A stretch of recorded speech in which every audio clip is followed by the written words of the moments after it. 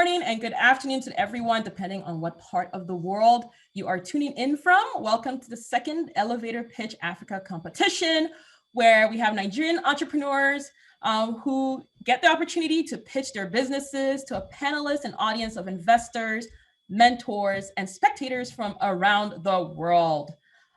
So the competition today is for a chance to win a pool prize of 158,000 Naira of non-dilutive funds, where we're not taking any stake in these companies. We're just giving micro grants to help them with their businesses.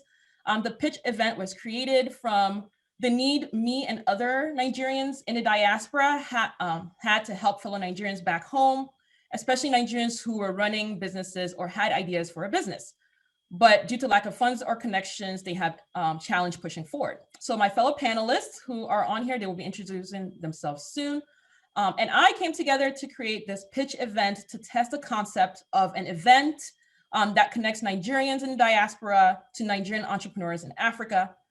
So this event is not necessarily about the micro grants that will be awarded, but rather the opportunity to network and learn about everyday Nigerian entrepreneurs and what they're doing. So the first pitch event was held in February on Clubhouse, and the winner took home 100,000 Naira, and we'll be getting an update from the winner in 30 minutes time. So the way the pitch is going to run is that each entrepreneur has a strict 5 minutes to pitch their businesses, and the panelists will have 5 minutes question and answers for each pitch. So what I'm going to do is I'm going to have a timer on my phone. I'll give you a 10-second heads up when your time is almost over, probably like a knock like this. And then once it's over, alarm will go off. And then after the question and answer, and after everybody has pitched, the panelists will then be moved to a different room where they get to vote for the first place and runner-up. First place will be awarded 100,000 Naira, and the runner-up will be awarded 38,000 Naira, respectively. So after the last pitch, I will also send a link. I will put it up on my screen for the audience to go and vote for who they want to receive the Audience Choice Award of 20,000 Naira. So the business with the highest vote will get 20,000 Naira, yay. So I want to thank everybody who took the time to apply, and everybody who's here as a panelist to judge, and of course, everybody who's tuning in to watch right now. Thank you all. I'm really excited to get this started. And so for everyone watching, I hope you enjoy what you're about to watch, and I hope you learned something. And if you have a business that you want to connect with, I'm going to post this video at the end of this pitch. And I will also put the social media handle of each business so you can connect with them personally if you want to learn more about what they're doing. So let us begin. So what we're going to do to start out, I'm going to have each of the panelists introduce themselves, and we'll get started after that. So the first person we'll have go is Ms. Evelyn. Can you please unmute yourself and introduce yourself to the audience? Hello, everyone. My name is Evelyn Omerio. I live in Ireland. I'm, of course, a Nigerian. I've been living in Ireland for about 18 or 19 years now. I'm a social entrepreneur. I build people. I love to use technology to solve problems. So I'm looking out for those that will be looking to use technology to solve a problem that you have. Anyway, I'm looking out for the best hands here today. Thank you very much for having me. Thank you, Ms. Evelyn. And next we'll have Mr. K. Can you please introduce yourself? Hey guys, hi everyone. I'm Kay Akinrinmade. Born in Nigeria, now living in London. I am a co-founder of a fintech platform based in London. I am particularly interested in ideas around well-being, mental health in Africa and Nigeria. That's something I'm particularly passionate about. I think we have some incredible entrepreneurs today to pitch ideas. I'm looking forward to hearing from every single person. And thanks for having me, Amira. Thank you, Kay. And can we have Mr. Tim, please introduce yourself? All right. Hi, everyone. I'm Tim. And I'm really excited that you guys are here today and just here to just see how much you can grow your business in. Likewise, we're all happy for you to be here. And I'm Tim. I'm an investor. I know, I'm sorry guys, I wasn't able to get today off, but I'm an investor and I also work as a CLS here in the lab. And like Kay said, I'm actually more interested also in that mental health space and what we can actually do to improve people's well-being back home, which is something that is new to me because I've not actually invested much in that aspect. So it'll be nice to hear from what you guys have. I know I've seen a couple of businesses that the PowerPoints, the videos and YouTube ideas Amira sent to us, and I've seen a couple of mental health businesses that were on there. So I'll be happy to hear from you guys and see how you guys are actually looking to improve that line and see what we can do to actually invest in you guys. Thank you. Thank you, Mr. Tim. Next, can we have Ms. Edidi Young introduce herself? Good morning, good afternoon. Hi, my name is Edidi Young Odofia. I'm Nigerian from Akwa Ibom. I currently reside in Florida, was raised here. So I'm a teacher. I have a nonprofit that I use to work in Nigeria, working with children, working with the elderly, just pretty much trying to provide a better life as much as I can. And I'm excited. I saw some interesting pitches, so I'm ready to hear what you guys have to offer. And I definitely love things that are centered around helping people. So I'm a little biased towards that, but I'm here with an open mind to learn and to see what you guys have to offer. Thank you. Thank you, Ms. Edidi Young. Can we have Mr. Femi please introduce yourself? Hi, everyone. My name is Femi. I reside here in California. I was born in Nigeria. I'm a healthcare practitioner, specialized in pain management, spine and sport medicine. I'm interested in any concept that it's a game changer in Nigeria. A lot of Nigerians have good ideas, but usually the problem is implementation and logistic. So I'm here to see ways, we can support, great ideas coming out from Nigeria, and maybe support in terms of mentoring and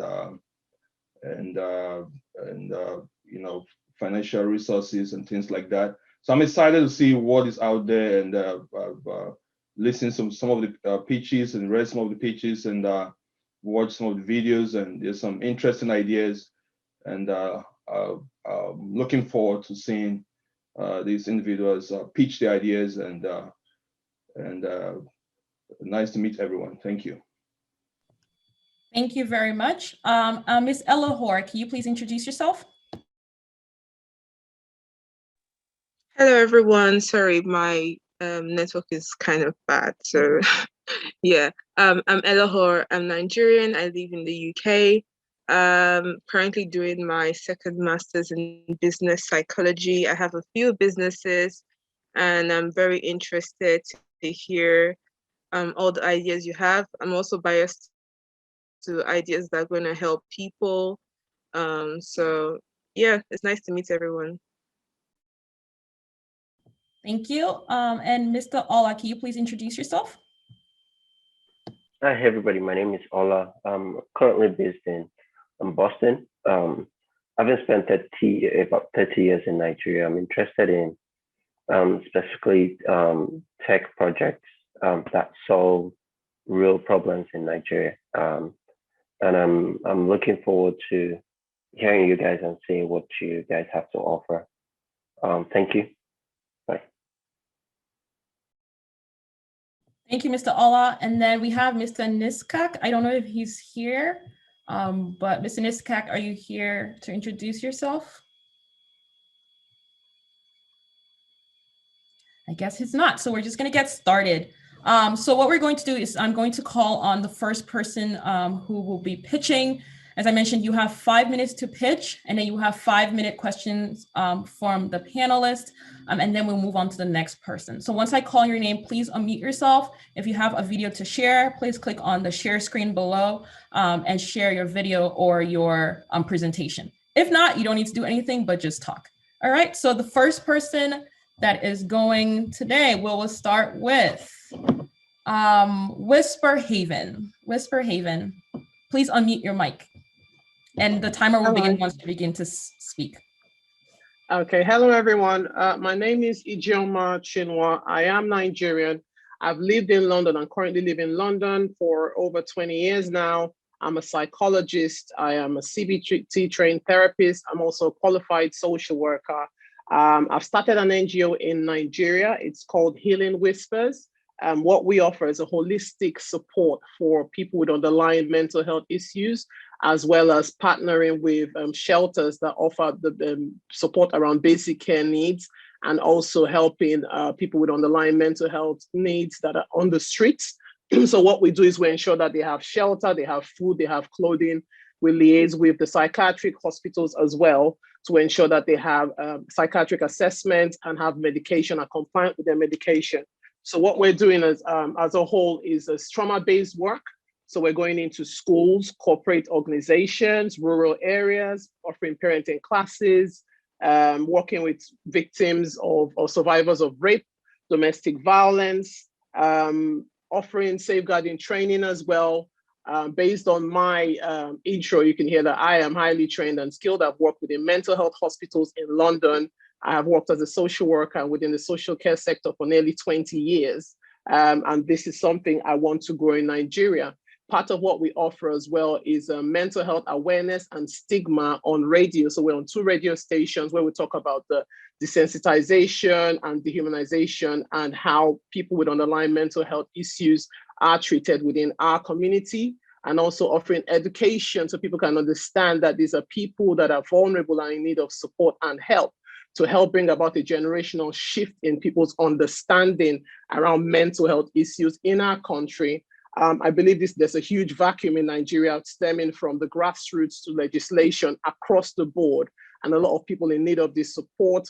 Based on research, you can show that there's not a lot of support or not sufficient to meet the need. At the moment, we've done a lot of research and we can find that there's a higher rate of suicide in Nigeria. And we want to ensure that people have that support to ensure that it doesn't escalate to that point. We have a helpline. So at the moment, how we receive our referrals, we have a helpline for people with any trauma-based support or concerns to dial in. We also are on all social media platforms. So if anyone needs virtual therapy, they're able to reach out. We're building up our team to offer group therapy as well. So group therapy, talking therapy to victims of all sorts of trauma, childhood trauma, be it rape, anything in relation to trauma. So we have that being set up at the moment.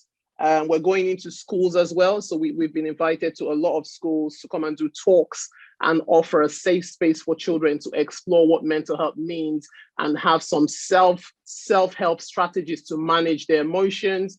If there's a need for family therapy, we're going into family homes as well to offer that.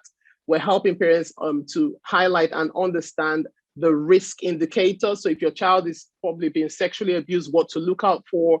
We're teaching children at a very young age about sex education, so what's appropriate, body parts, just to help families understand this. The more we raise awareness, the more we can have an impact in the society at large. Hopefully, future plans will be going into the churches as well. At the moment where we are is what I've just highlighted. Going on radio, progress made is we have had a lot of people that have reached out to us for therapeutic support, both men and women. So we're normalizing men talking about mental health in Nigeria as well, because we know the culture also has a huge part to play in telling men you're macho, don't talk about your emotions, which builds up and brings about bigger problems later on in adulthood. So we're going into schools from a young age, talking to men, boys, women, to say it's okay to say you're not okay. Reach out, talk about your emotions. We're talking about emotional wellness. It's a holistic package from the grassroots. So we're talking about early intervention all the way up to high risk. So I've worked within the hospitals, early help, low, high risk. And I'm using that structure to ensure that we have a solid structure in Nigeria that works across the board. At the moment, I'm only based in Port Harcourt because I have a lot of volunteers in Port Harcourt. I have a few in Abuja as well, but I have a few therapists from London that are working with me to ensure that people are accessing this support. We have had a lot of young people in Nigeria reach out for therapeutic support who have been victims of sexual abuse from as young as age 3 and 4 years old. This is to show the impact of what support is offering and how much it's been beneficial in terms of promoting positive outcomes for Nigeria at large. Sorry, is it time up? I can see the mics going up. Just now. Okay, yeah. Thank you. Thank you very much. That's all right. Let me pause that. So our judges, you have 5 minutes question and answer. The floor is open. Can I quickly ask a question? I'm so very impressed with what you're doing. Fantastic. And congratulations for what you've done so far. You know, I actually have a project I'm working with a girl, something similar to this, but what she's trying to use to tackle this problem will be emotional intelligence. One thing that I thought you did not mention, or maybe I missed it, it's how do you make money out of this? I know it's charity work, but what's your business? What's your revenue model? If you don't mind quickly saying that to me. At the moment, I am not making money. I'm going to be honest. Hence why I am trying to raise awareness to get funding. So at the moment, it's self-funded. What I've also done is I had to set up a GoFundMe page because it was quite expensive in terms of resources and staffing on ground and what we have to offer. So I had to set up a GoFundMe for the shelters because what I found out was a lot of the people there they were eating 3-4 times a week, which is not acceptable for any human being. So I had to set up a GoFundMe to help with that. A lot of the funding at the moment comes from my pocket. So I don't have any sponsors at present. What I feel is something that is needed and I'm passionate about this, hence why I carry on. Yeah, okay, that's just, I wish I could have a follow-on question, but I know the others might have some questions for you. Go ahead. Hey, Ijeoma, this is Kay. Amazing presentation. Really love what you guys are doing. I saw the initial video you sent in. It was great. As I mentioned earlier on, I'm particularly interested and very passionate about mental health and well-being in the African community, both in the diaspora and back home as well.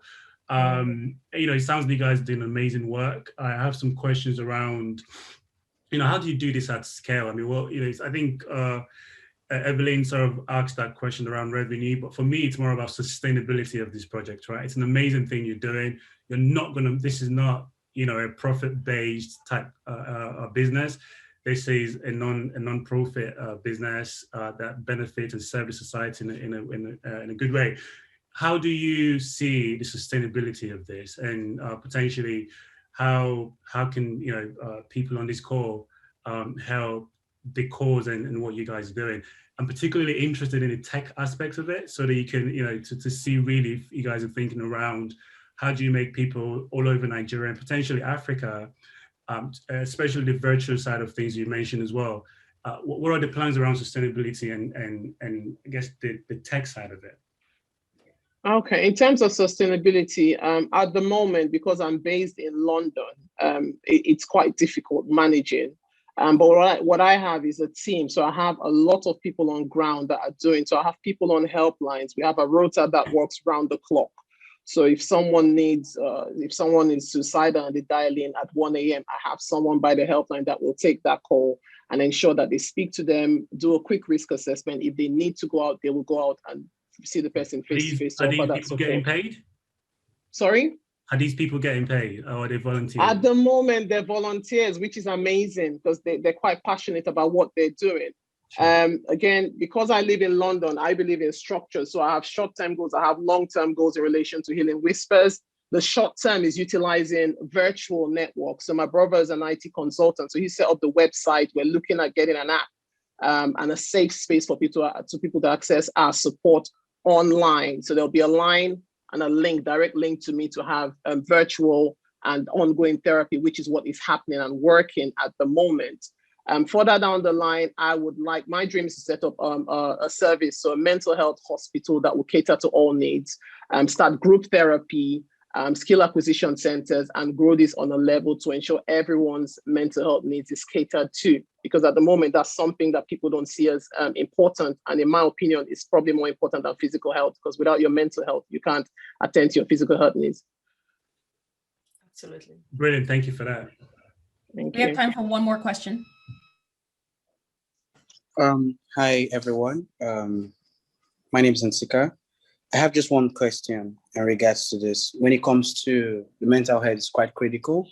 Funny enough, back in Nigeria, people don't really see it important, but it's very important.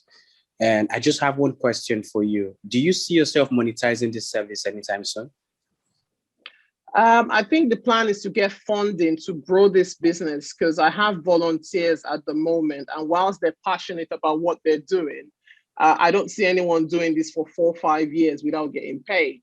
So I would like to get funding from, I don't know, private organizations or anyone that's passionate about what we're doing, to ensure that the services are at the level that it should be, and I'm able to put in place systems that would work long term, I suppose, so there's consistency. So yes, we're looking at funding. We're reaching out to people to see if we can get funding to grow this and ensure this is a consistent service that remains within Nigeria for a long time. That is time. Thank you very much for your presentation. Well done. Next, we have EVETINCTS. And I might have pronounced your business wrong. My apologies. Well, you are up next. You can unmute yourself. Hello, good evening, everyone. It's evening here in Nigeria. Can you hear me? Yes, we can. And you can get started. The timer is going off now. All right, thank you. My name is Abdullahi Hauwa Iye, and I own EVETINCTS. It's a combo of 2 words, Eve and instinct. So it's EVETINCTS. At EVETINCTS, we produce shoes, bags, leather works in general. That's what we do. We've been operating since July last year. Before now, we were producing shoes, palm slippers particularly, both male and female slippers for direct users. We were fine, but we wanted to do more. We know we could do more, so we wanted to do more. Then we decided, just recently, to, discuss with mall owners, supermarket owners, and, come to an agreement with them on how we could produce in bulk, and because we feel like that would generate more revenue, have more staff, have more people employed, and of course, be better for the brand. Let me show you an example of the kind of things we do. I have this. If you look closely, you see it, EVETINCTS, and we have covered shoes as well. So with the grant, I know that I will be able to get more materials for mass production, because that is what we want to venture into fully, and that will help the brand, scale up and do more. Thank you. Great, thank you very much. You finished with a lot of time to spare. So it's open now for our panelists to ask questions. Do you currently have a facility for mass production? Because I hear that that's what you're looking, the direction. That's why we need the grant, to be able to get more machines. We have machines that will sustain us for small production, but when we want to go into mass production like we want to, we would not be able to meet up with the demand, with what we have currently. Yeah, but do you have like the space? Yeah, that's what I mean. Do you have the facility? Yes. Okay. Yes. So it's just to get the machinery. Just to get more materials, basically. Okay. Okay, can I ask a question? Please do. Go ahead. All right. So if I may ask, I know you've shown a pair of sandals there. Who exactly are your target audience, and how do you intend to reach out to them to even scale? Okay. We were supplying to, we had this deal with some offices. We give to the staff, and by the end of the month, they pay. That was how we started at first. So we were scaling up in that level, then referrals from friends online. And before you know, we're like moving basically. But now that we're moving into covered shoes, like corporate shoes and heels, we want to do something better. And that's why we're supplying to malls. So we come up with agreements based on what is favorable for both parties. So it's for adults. Do you do for kids as well? It's just for adults? No. Female, both male and female, and kids as well. You do for kids. Yeah. Right. Thank you for that. Thank you. Hey, Hauwa. Great presentation. Kay here.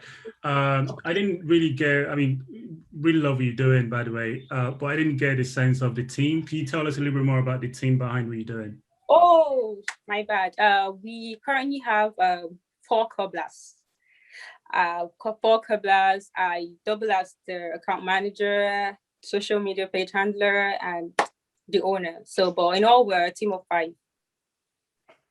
Okay, when you say that the owner, what's your role in the organization? I basically manage the affairs, assign roles. Then I also produce, but there's a lot more work to do than production. So when there's like a lot of demand, I go into production. So basically. Okay, thank you. Thank you. Yeah, who does the design? Sorry? Who's responsible for the design, not just the production, the designs of the shoes? It's a teamwork. Sometimes they come up with the designs. Other times they have their own ideas and they're like, oh, let's try this. And we're like, great, let's try. So it's not a one person idea and design thing. When we have good ideas and I like the designs, we work with them for all the designs. We go with the design.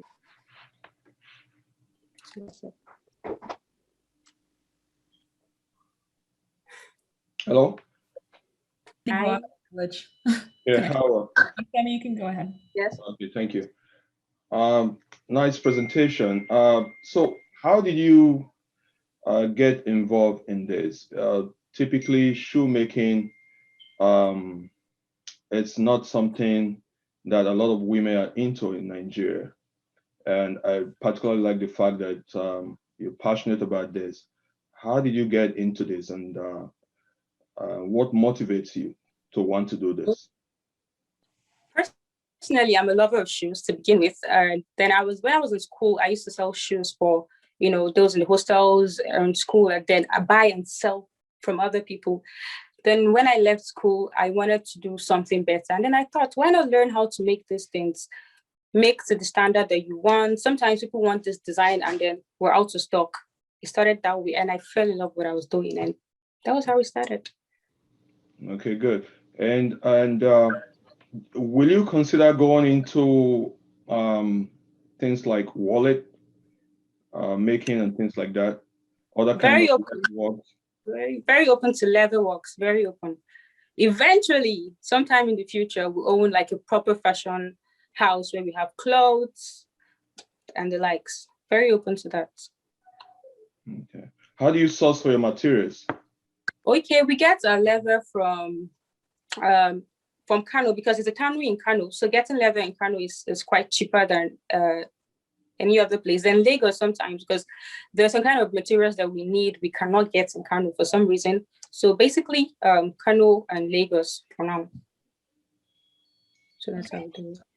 That is all that we have time for. Thank you very much. Well done. Thank you. And up next,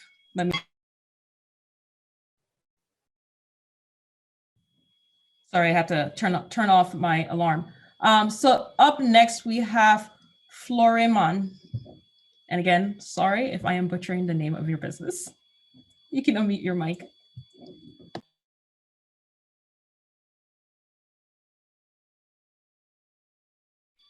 Can everyone hear me? Hello, can you hear me now? Yes, I can hear you. Your time will begin once you start. All right. Good evening, everyone. My name is Florence Amadi, and I'm an agri-economist, and I'm the founder of Floremman.ng.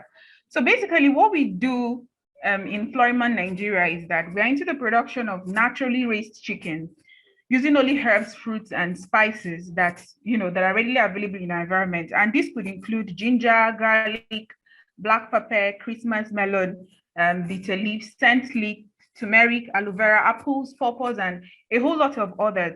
So our vision in Floremman is to be a one-stop location for accessing excellent and high-quality products, which are grown in a conducive environment and are free from toxins. And we are a team of 4 individuals and who are very dedicated and committed to moving the business onwards to greater heights. We have a farm assistant, we have our sales personnel, we have a delivery guy, and me, who is a founder as well. I'm part of the team. Then our products include freshly dressed chickens and also live chickens. And we also offer consultation services to individuals who desire to, start up poultry farms, and also those who intend to learn how to rear chickens naturally. And basically, those that are target audience or our customers are caterers, restaurants, off-takers right here. We refer to them. They can also be known as chicken vendors. That is people who sell chickens at the marketplaces. And then we have hotels and then individuals, that is normal family, people who live in families that just want maybe 1 or 2 or 3, just few quantities. And then what basically differentiates us from our competitors is that in our mode of production, our competitors use a conventional method of raising chickens, which includes the use of antibiotics, artificial growth hormones, and other harmful chemicals that could be harmful to the health of the chickens and making them unsafe for human consumption. Our Floremman premium chicken is healthier, tastier, and it reduces the risks of foodborne disease, and it also reduces the chances of developing life-threatening diseases such as cancer, kidney problems and liver problems as well, because they are cleaner and healthier and basically free from toxins. And our progress has been very tremendous over a few, years of operation.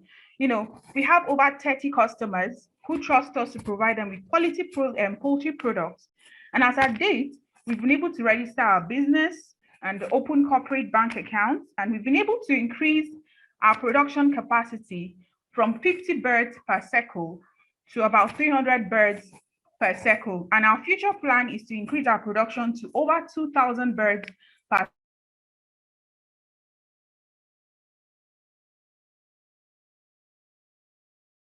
I think you're muted.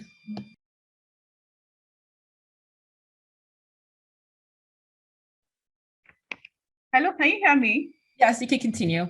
I will add seconds back to that. Go ahead. Okay, so what we basically need right now at Floremman Nigeria is a brand new freezer. And this freezer will enable us to preserve our chickens immediately after processing. And it will help, prolong its shelf life and also to get to our customers in good time and in perfect condition. Thank you very much. Great. You still had a whole minute left, so good job being under time. It's open now for questions from our moderators and panelists. Okay. Before we begin, I just want to make an announcement to everybody that's listening on Clubhouse. This is being live streamed on YouTube also. So if you visit epitchafrica.com, you can get the link to the YouTube so you can also watch the presentation live. So that's epitchafrica.com. So Ms. Evelyn, the floor is yours. Yeah, thank you so much for that. I'm not used to this type of business, but it's interesting to learn a lot from you about it. But my question is, you did mention what your competitors have or what the advantage you have over them. Now, is this advantage, how is it appreciated? Who are the people that really want what you have, as opposed to what your competitors have? And at the same time, I was thinking, where's the problem there? Is there a problem? Why did you choose to do this? How is it affecting the people? How is it affecting Nigerians as a whole when, they're not getting the right beef? Can you tell me what's the problem? What's the pain points there? Okay, one basic problem I observed is that when you grow chickens, using antibiotics, most times the chickens die off, because of the excessive usage of because most farmers are very indiscriminate when it comes to using antibiotics. They use antibiotics virtually every day. And the thing is that when we consume these chickens that are filled with these antibiotics, the residues that are still remaining in those chickens, when we consume them, they lead to most of these, illnesses that we hear of on a regular basis, cancer, all these diseases that affect the human body. But then when we decided that, okay, there are safer methods of growing these chickens, which is through using natural means. Using these natural means, there are no residues, there are no toxins inside. So when you consume them, they are healthier. And the problem there is that some people are actually, anxious about safe food.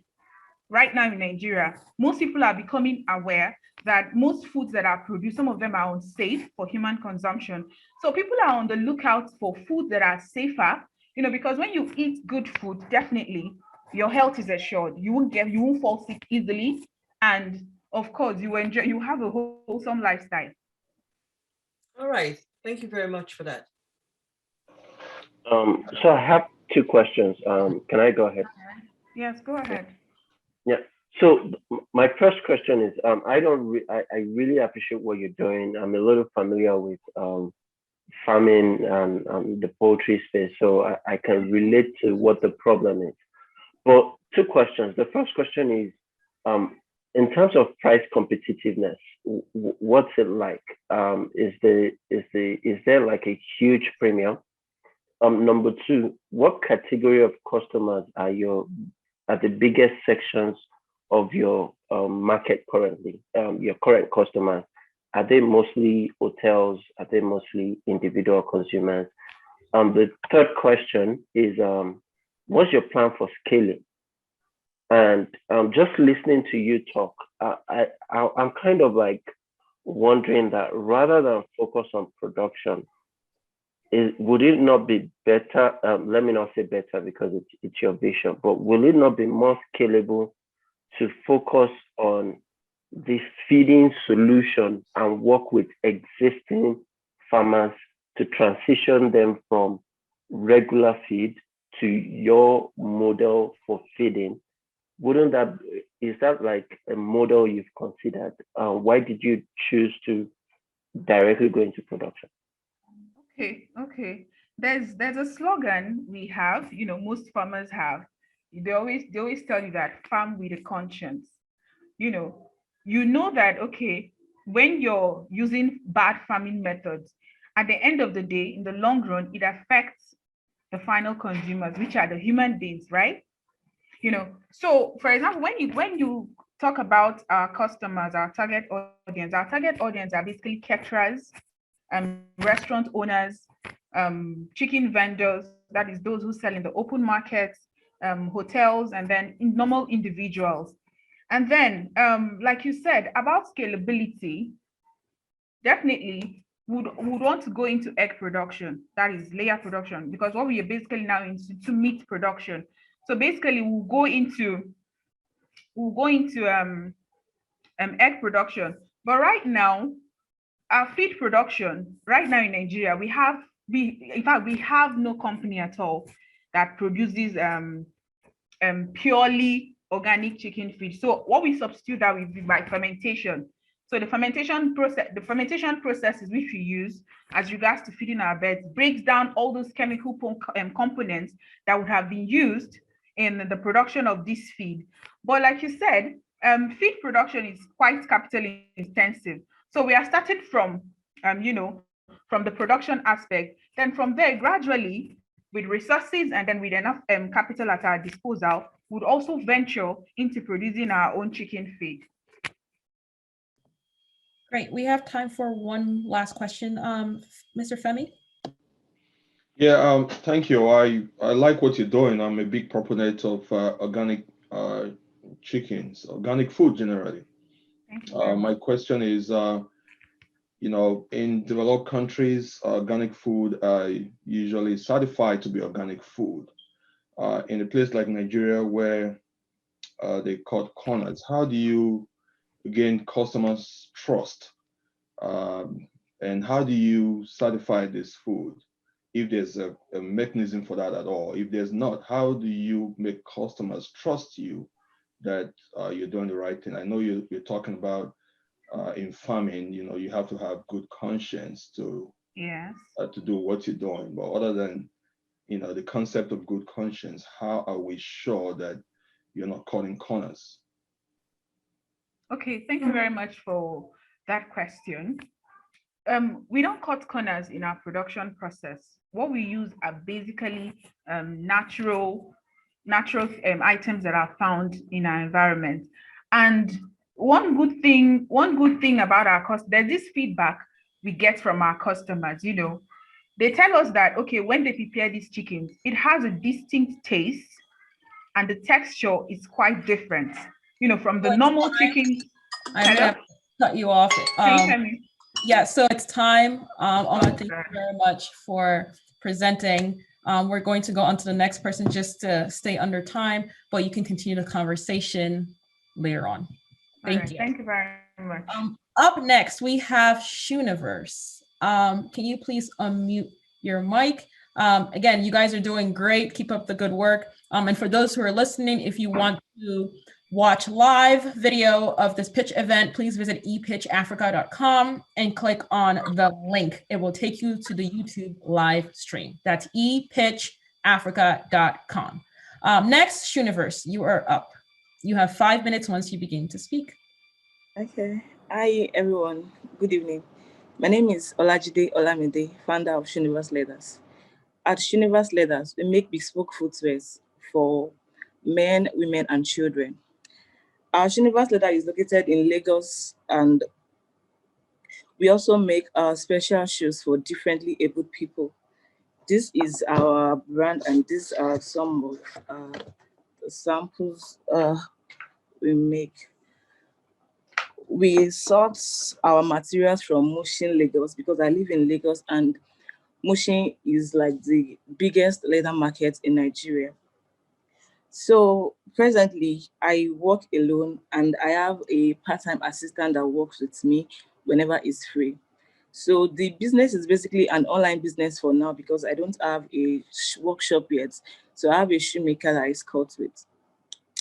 So at the moment now, the brand is growing, and in our over 2 years of existence, we've made over 500 pairs of shoes, and we have over 100 customers, over retained 100 customers that we have at the moment. So as it is now, the brand is growing, the business is growing, but normally I give my customers a time delivery frame of 3 to 5 days for delivery. But at the moment, because I work alone most times, and when customers places their orders, I tend to give them a longer delivery time frame. And this is making some of my customers say, oh no, they can't wait for this long, and all that. So what I actually need now is money to get a lot of materials, since most of my customers are buying whatever they see on my page. Some of them to send me their samples to make for them. But if I'm able to get materials, I would make a lot of ready to wear, so that instead of telling them to wait for days before I can have their product delivered to them, they can always come pick up or have it delivered to them immediately they request for it. So that's where the brand is at the moment, and I'm open to questions. Thank you very much. So the floor is open for our panelists. As I mentioned, if you would like to ask a question, click on the reaction button below. This is for our panelists, and I'll call you in order. But right now, nobody's clicked yet, so who wants to go first?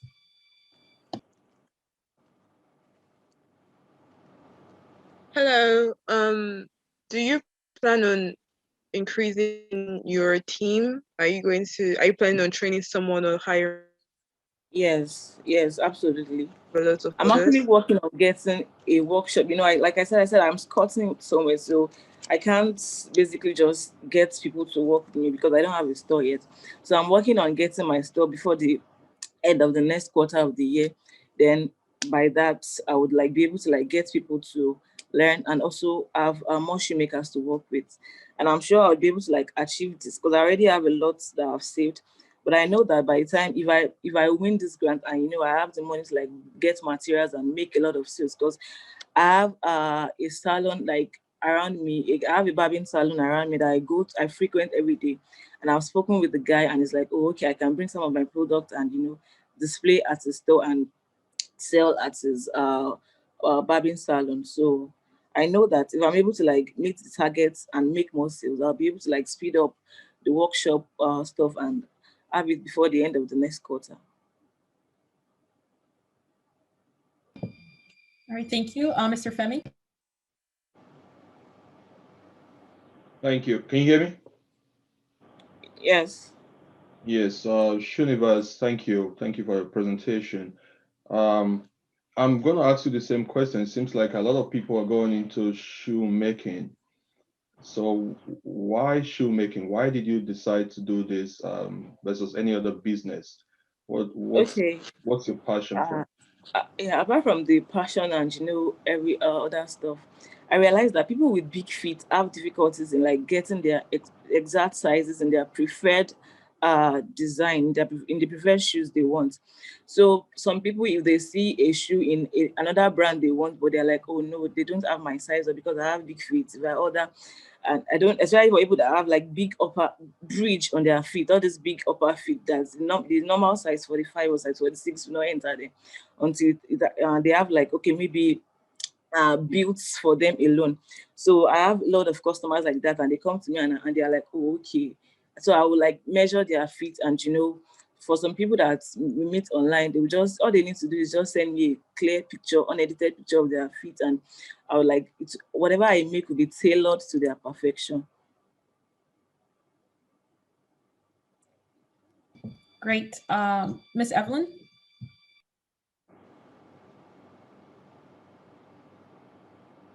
Right, Shoeniverse. Well done. I see. Even though you are still trying to get yourself together, but I could see the passion and the potential in growing. The effort you've made so far. So well done for that. My question is in terms of I know you say you're using online at the moment. So when you say online, which is it? Do you have a website, or is it Instagram? And is that working for you? And what's the plan to, if it's not working for you, or is there a plan to use a different platform? Well, at the moment, it's basically Instagram and Twitter. Like 80% of my customers comes from Instagram. And it's actually really working for me, because I grew from like 0 followers to close to like 4,000 followers at the moment, and it's really, really working for me on Instagram and Twitter. Impressive. 4,000 followers. Can that be confirmed? To 4,000, yeah. 4,000 followers. Yeah, that's very good. So you have a customer base. If you have your store, you know where to shine. Okay. So I think it's just to commend you for what you've done, even though it's not too convenient for now, and you're putting in all the effort. I can feel that. Well done for that. Thank you, ma'am. Great. And next we have Mr. Tim. Sorry, I just have a quick question. I was just going to ask Shoeniverse that, do you have a standing customer base? Like, do you have a consistent customers? Maybe people that maybe like 10 people you can pinpoint, like, these are my usual customers. And what line are they in? Are they personal buyers, or are they like people that buy for their stores, or people that buy for maybe occasion or something like that? Please, can you give me a minute to like get my sales book so that I can show you? I have a lot of returning customers that are over 30, and like these are constant customers that they don't even buy a pair at once. They like buy for like 5. I have customers that buy like 5 pairs at once. I have a CEO that buys for his staff like every quarter of the year. So I have a lot of like retained customers. Yeah. And I get referrals from those set of customers as well. So that is time. Sorry to the other panelists, I didn't get the chance to ask a question, but you will get the chance in the next round. So we are halfway there, and thank you, Shoeniverse. Good job. So again, just so everybody is aware, this event is being live streamed here on YouTube. It's being held on Zoom, but it's being live streamed on YouTube. You can get the link at epitchafrica.com. And this is for everybody that's on Clubhouse right now listening in and want to also watch the live audio. So go to epitchafrica.com and you can click on the link. And so next up we have Abtl Consult. Again, sorry if I butchered the name of your business. And I believe you want to share a screen. So you're welcome to unmute yourself and share your screen. Okay, hi everyone. The screen says host disabled participants from sharing screen. Can you allow me? Go ahead and do so now.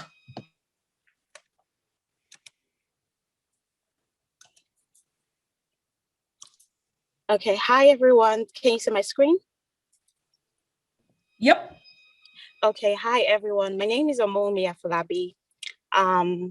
My business is called Above the Line Consult. It's a management consultant business registered with the Corporate Affairs Commission of Nigeria.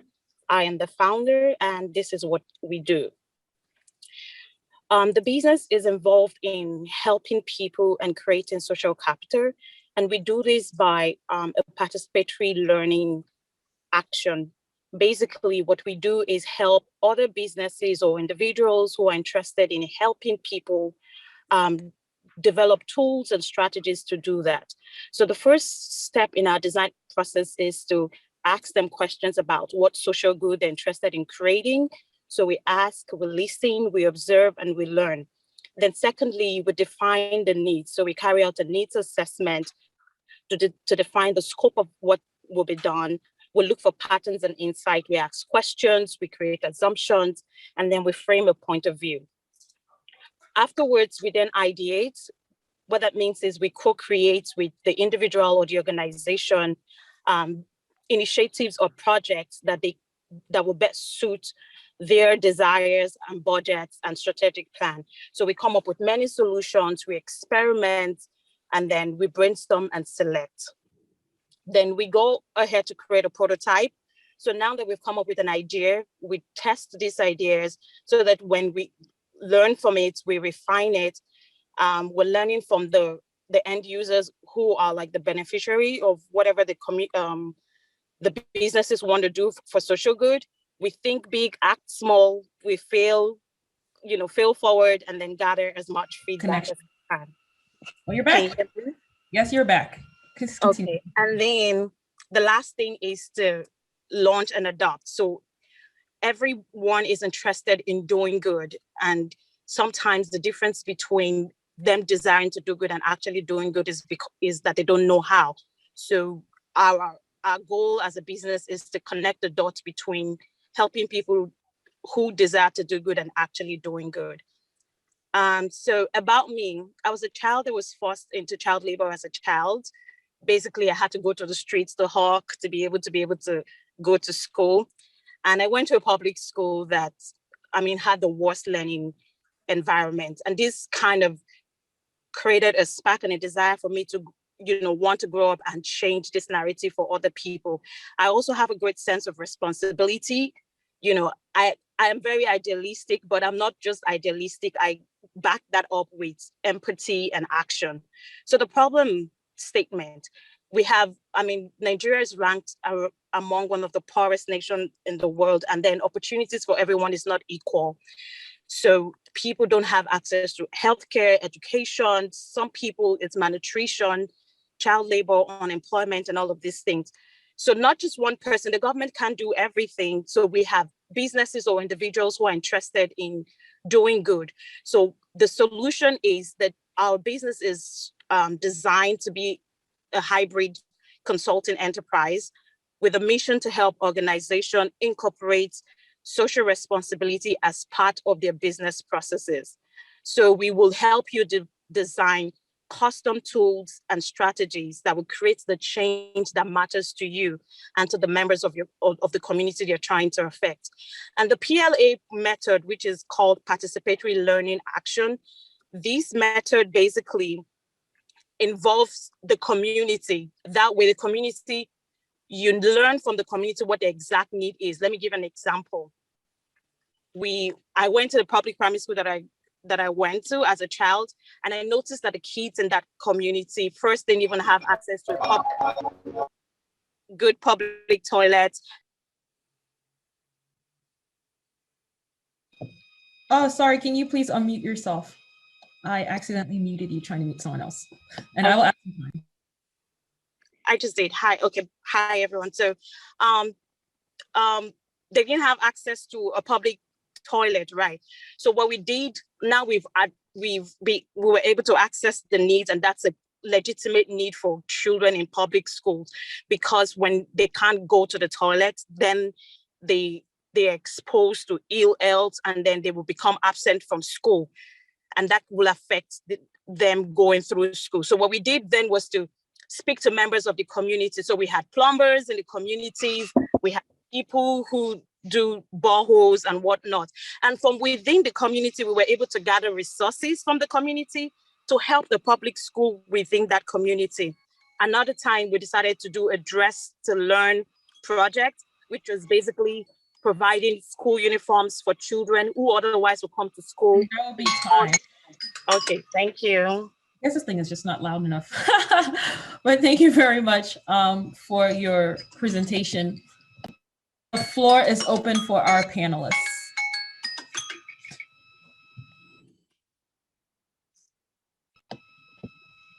Mr. K, do you have a question? Can you stop sharing the Yes, I do. Hey, I'm just looking for my screen now. Where's my screen? Sure. Well, great presentation, Omowunmi. Yeah. Like the concept. It's really interesting. I believe every organization should do well for the community that they are in. My question is around, I have some experience in terms of working in Nigeria, helping nonprofit and going to businesses, well, essentially knocking on doors, right, to get corporate businesses to fund or to do CSR stuff, right? And it's a very tough conversation to have. Most people don't care. So my question to you is, how do you plan to deal with this? Seeing that the general culture we have in Nigeria, most organizations don't care. So, of course, this is key to you, to your business in terms of what you do. So what are your plans around, I guess the question is customer acquisition, right? How do you plan to sort of knock on doors and get people to, first of all, see what you're trying to do and then buy into that? Okay, so first of all, I know that a lot of people actually desire to do good. So one of the things that will be a unique selling point is to show them the results that we've had with the people that we've worked with and the organization that we've worked with. I believe that I'm a right fit for this because I have worked with NGOs, I've worked with the government, I've worked at the community level. One of the biggest barriers is people just, first of all, understanding the need and seeing where they fit in. So sometimes what you need to provide is not necessarily money. Sometimes what you need to provide is just resources that currently exist within the community. So I feel like when I'm able to explain to them through advocacy or through people who have worked with me, it's easier to get people to buy in. Okay, that's really good. I've got just one more question, if that's all right, Amira. Sure. Okay, good. Yeah, thanks for answering, Omowunmi. My question is still sort of around that, really. I hear a lot of "I feel like." You did mention earlier on that you've worked with a previous client. Can you tell us a bit more in terms of how did you approach those clients? What were the conversation like? What were the objections? And how did you essentially onboard them, right? Because I think there's a lot of insight wrapped up into that. And my sort of skepticism around this is that the adoption from corporate organizations, and maybe it would be nice for you to give us an idea of what sort of corporate organizations are you looking to sort of go after. My skepticism is you will face a lot of challenge and a lot of pushbacks. So what's your experience been so far in terms of the previous clients that you currently work with? Okay, so I work with the Radio Foundation. The Radio Foundation, although an NGO, they provide prosthetic limb for amputee children, especially indigent amputee children. So one of the things that we kind of came up with was an idea to create an awareness walk, more so that people in the community are aware that disabled people are amongst us, right? And so we were able to do that successfully. And then a bank called IBTC, Stanbic IBTC, reached out to us to say, oh, this is laudable, and they would like to incorporate awareness work as part of their own CSR. So what I was able to do was, now I have created that model for Irede. We were only able to just scale that up. So IBTC came on board, and I mean, I can show that. And they were also able to do an awareness work just for disabled people. And then they contributed I mean, they give the money to the foundation to provide more limbs for these children. Yeah, thank you, Omowunmi. That's incredible. Well done. Yep. What do you intend to do with the funds if you do win? Oh, so I definitely I'm looking forward to positioning this business, because I've been doing it on a volunteering level for the longest time because I had like regular job, but I'm focusing on doing this now full time, and so it will help me scale up by hire. I'm the only one on the business right now, you know, by adding on more tools, getting more skill sets, and then hiring at least one additional person. Okay, we have time for one really quick question, Miss Evelyn. Thank you, Omowunmi. Thank you. You're welcome.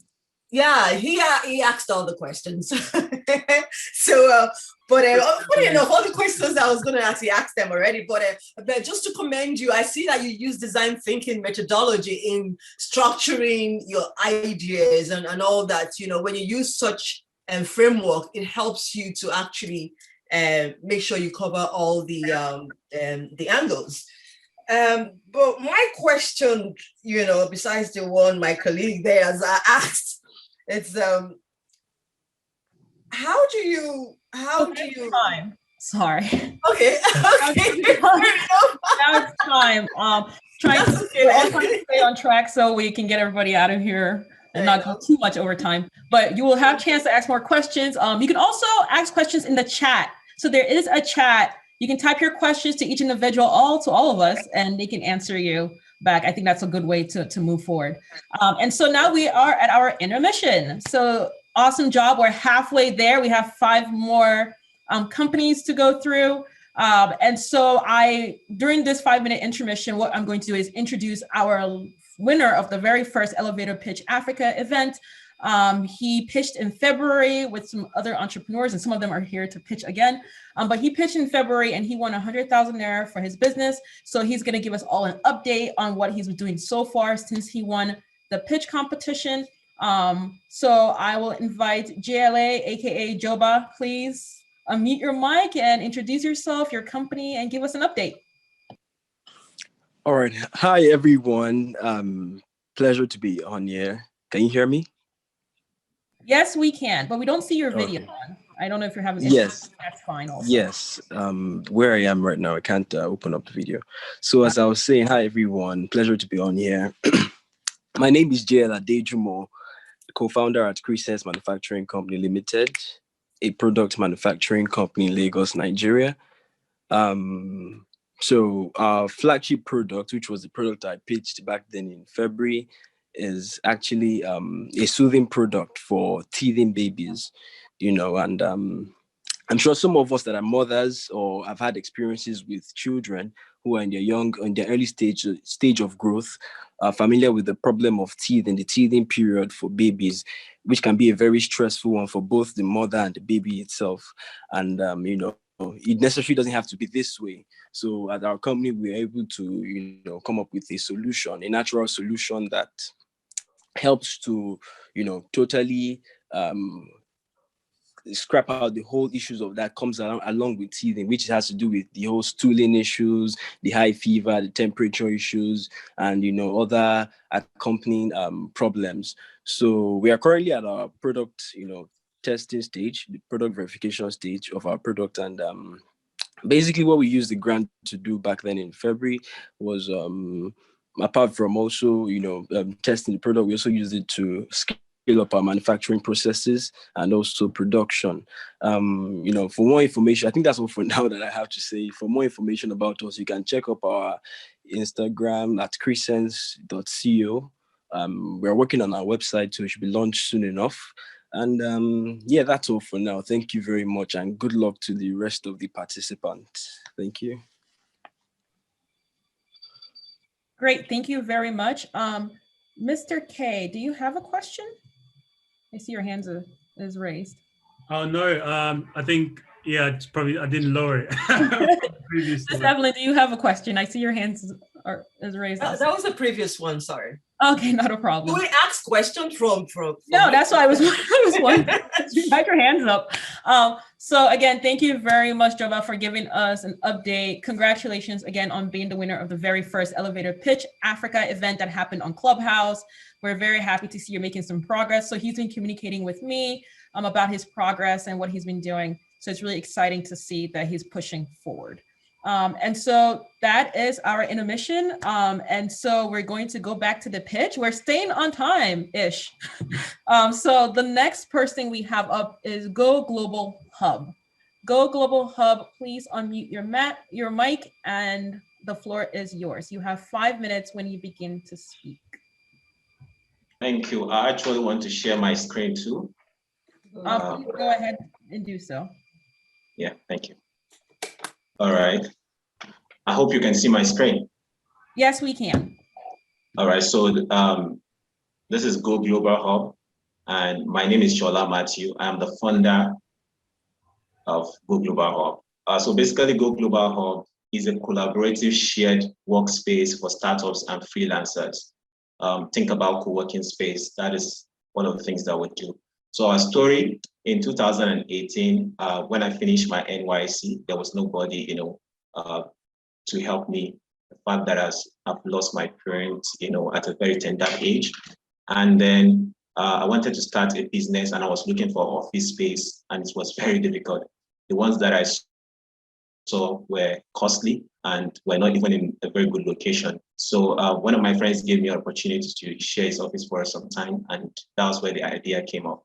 And we decided that I can actually help a lot of people, by creating a co-working space, a hub where they can, get office space at a very, very affordable fee. So what is actually the problem is what I've just narrated. Work is changing. People are becoming freelancers every single day. Cost rent is increasing, and we have costly office amenities that people have to get before, they start a business. For most people, 50% of their startup capital actually goes into, getting office and other things in the office. So what exactly is our solution? Our solution is we lower cost of starting businesses, affordable shared workspace. We work collaboratively. That is our, co-workers can work collaboratively, and then we help with business incubation. And who are our customers? Our customers are techpreneurs, freelancers, startups, creatives, mini event vendors, because we actually have a mini hall where people can actually use for their events. And what are we different for our own competitors? We have lower costs for our customers, and we do support, the community, that is our customers. We have tailored for startups, that is, we help startups. This is actually tailored for startups, and Technicize is actually based for, we kind of help businesses within our office space, that is our hub, to go global by building digital solutions for them. And then, and then the progress that we have made so far is we've registered with CAC, we have a corporate bank account, we have a website built already. We have over 15 customers from 4 different cities that have used our hub. We have 7 businesses incubated, and just recently, just last week, this week that we're concluding, we became part of Abtl Labs network, which is the first hub to do that in Ekiti State, where I'm located. And so what do we need? We actually need 100,000 naira to provide internet connection for co-workers, because this is actually one of the major demand for our co-workers in the co-working space. And so this is our team. We have Precious, we have me, Sola Mathew is the founder, we have Lake Mbamidele, and we have Christiana Akinrinmade, who is the customer acquisition manager. And this is our contact. Thank you very much. Great, thank you very much. You were under a minute. You still had a lot of time left, 1 minute, 20 seconds, so good job. So now questions are open to our panelists. Mr. K, you are up first. Hey, how's it going? I didn't get your name, Go Global. My name is Sola Mathew. Hey, Sola. Incredible job, man. I love what you guys are doing. As an entrepreneur myself, I see the need for what you're doing, especially in a place like Nigeria, but more so Ekiti, right? Yes, sir. We hire some people in Nigeria as well, and internet connection is a problem. So I think the problem is there and it's obvious. My question is around how do you plan? What are the plans around scaling this, right? I mean, it seems you need to have physical location or offices or whatnot in different areas. How do you plan to scale it? And how are you guys making profit right now? What's the pricing model right now? So first, about scaling with over time, by the time we plan that, we'll have at least, we're starting with the southwest states in Nigeria. So with time, we want to have each location in a hub in other parts of Nigeria, especially southwest, starting with southwest. Then for profit, right? Currently, we are making profit, of course, but not much. The pricing model, we have 3 pricing models. We have daily plan, we have weekly plan, and we have monthly plan. Why we don't have a yearly plan yet is because there is a risk. For example, now the landlord can kick us out at any time. So we decide not to have a very long plan for people. So we have daily, weekly, and monthly plan. Thank you, sir. Great. Next question, Mr. Femi. We have 6 people with their hands up, so I'm gonna go one question and then we'll go back. All right, Mr. Femi, you're next. Yeah, thank you. Shola, is it Sola Mathew? Sola Mathew. Yes, sir. Thank you, sir. Yeah, I like what you're doing as well. Kay asked some of the questions I wanted to ask, but I was just going to ask about the power, knowing the situation of power in Nigeria. I know that right now you're concentrating on providing internet service. Yes, sir. How do you counter this problem? Do you have 24/7 power supply? And also, will you consider virtual workspace in the future? We're in the era of the pandemic and a lot of people are working from home. Yes, sir. And so a lot of businesses want to go into business, but they don't have workspaces, and because of the risk involved in using their home address as their work address, people are beginning to look into having a virtual workspace. So is that something that you look into in the future? Yes, sir. So the first question, we are open between 8 to 4. So that actually reduces the rate of power that we use. So we have both NEPA light, which is the Nigeria electricity, and we also have generator. So if there is light failure, we turn off the generator immediately. As regards the virtual office space, yes, it's one of the things that we also provide. We've had people from Lagos who are in Lagos, but because they want to have a contract in Ekiti State or something, they need an office space. So, or some of them will just need an office space just to use the office address. So we provide virtual office space. Great. We'll go to Mr. Ola next. Yes. Thank you, Sola Mathew, for what you're doing. Thank you so I'm much, actually really interested, so I want to have a conversation with you later. But to my question, apart from the internet service and the virtual office service that you offer, what's like the full suite of service that you offer for the co-working space? Yeah, thank you, sir. So aside that, we actually have a company called GoGlobal Solutions. That's the primary way we raise funds for ourselves. So we are involved in web design and digital marketing. And so those are the other services that we offer. We also offer trainings. And like I said earlier, we do incubation for people who we train. We kind of help them to start up their business. And we've had like 7 businesses already that have already started. So those are other services that we provide, sir. Great, and we have one really quick question. Ms. Kak, you're next. Yeah, hi, Shola. I really like sir. what you do. I've actually had to mentor someone doing this business in the south part of Nigeria, and it's great. But I have just one question. how was your business impacted with the pandemic because of at some point, if you had a co-working space that had to sit in 20 people, at this point, you might be 50% or 40% of your revenue. How are you coping in regards to that? Sorry, sir, I didn't get the question very well. Did you mean, about how Sorry to cut you off. Let's continue this conversation in the chat. I think that would be great. Sorry, I have to cut you off.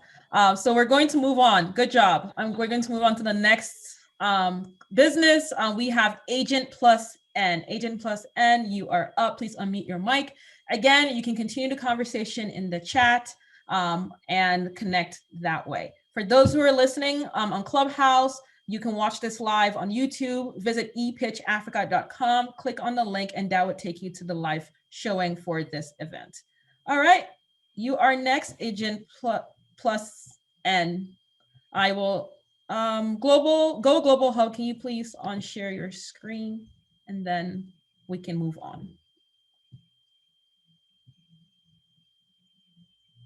GoGlobal. I've actually unshared it. Yes. Okay.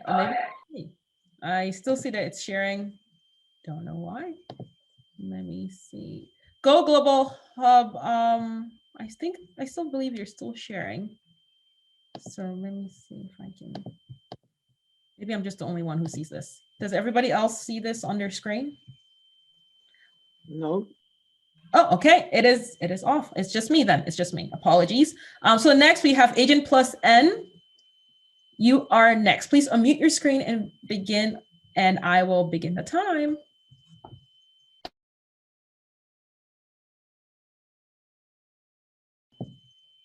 It's Agent Plus N here. Please unmute your mic if you are to begin speaking.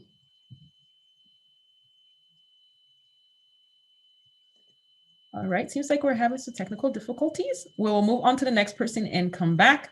Chinok, you are next. Please unmute your mic and begin your pitch.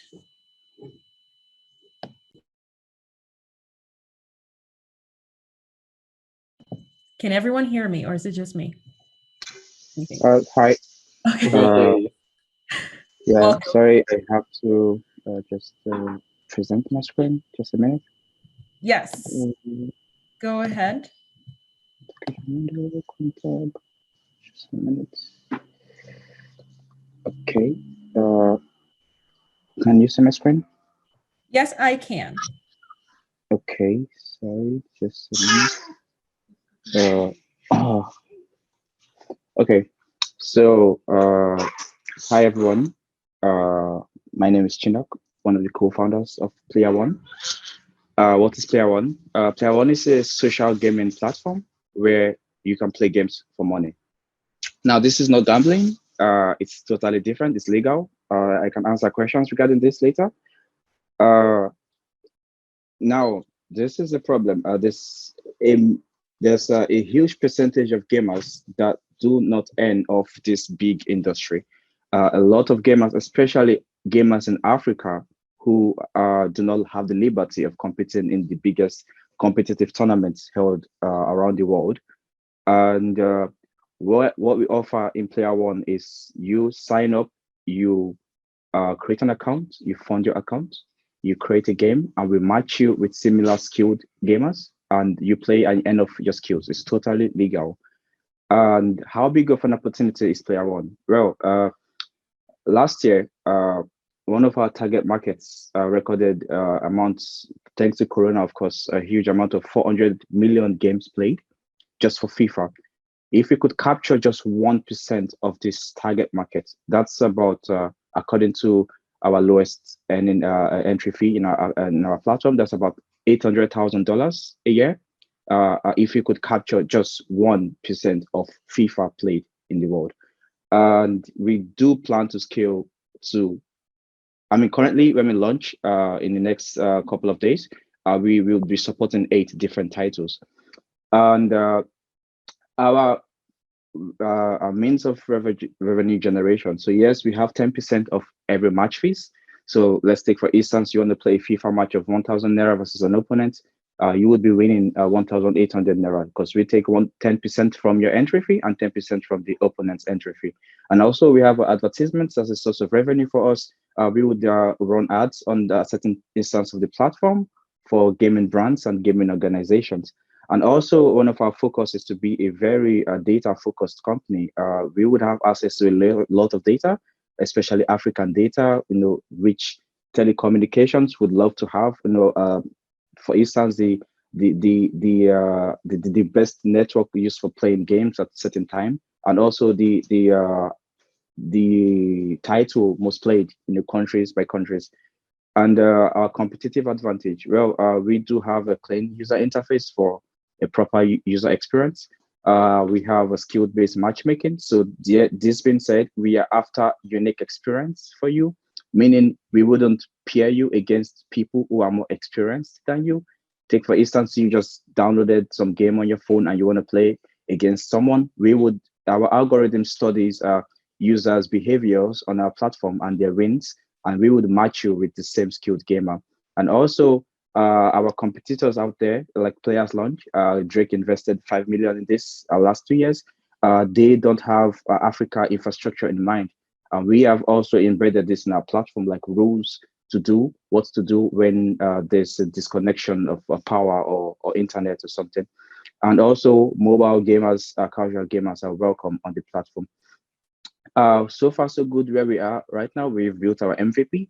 We will be going live with this in the next 5 days. Currently, it's available for just in-house testing. We have already 1,000 Nigerian gamers signed up with just words of mouth. So we haven't spent money on any form of advertisements. We just words of mouth, and within just 2 months, this was opened for 2 months and still just restricted to Nigerian demographic. Okay, this is just a snippet of a little bit of some pages in our product. And the team, this co-founder, so this is Razak. He's sorry, I couldn't get pictures. This is I couldn't get pictures of time. They're all busy with different things. So Razak is product dev. I am in charge of these products and also growth. And we have Collins, UI UX. So the team is a perfect balance. We have not had a reason to go outside ourselves for anything so far. And yeah, so what we need the funds for is when we go live, we really would need help in support. We have no one except 3 of us. And we plan to get some people, most likely university students, who would help us with support and disputes that would likely come up when we launch. So I think that's all. Wow, you're on time. Well done. Well done. The floor is open now for questions. Mr. Ola, you are up first.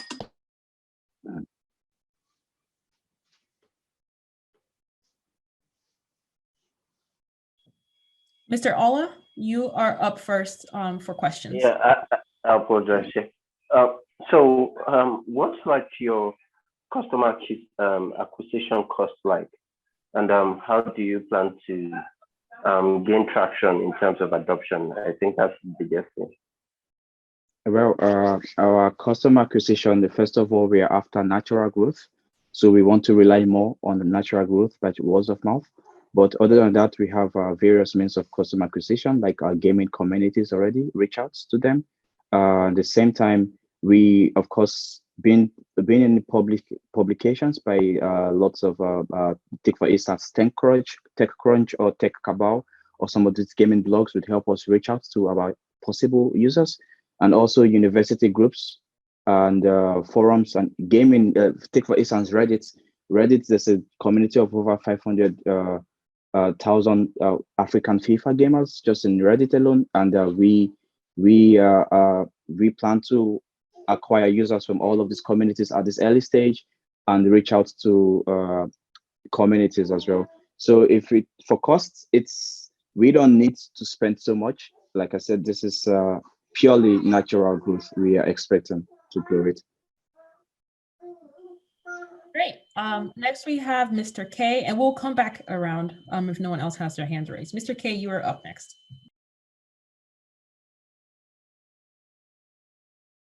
You are mute. Yeah, I was on mute, my bad. Chinok, this is incredible. You mentioned earlier on this is not a betting, this is not a bet, or betting company, whatnot. It does kind of seem like that. I mean, there's no problem with that.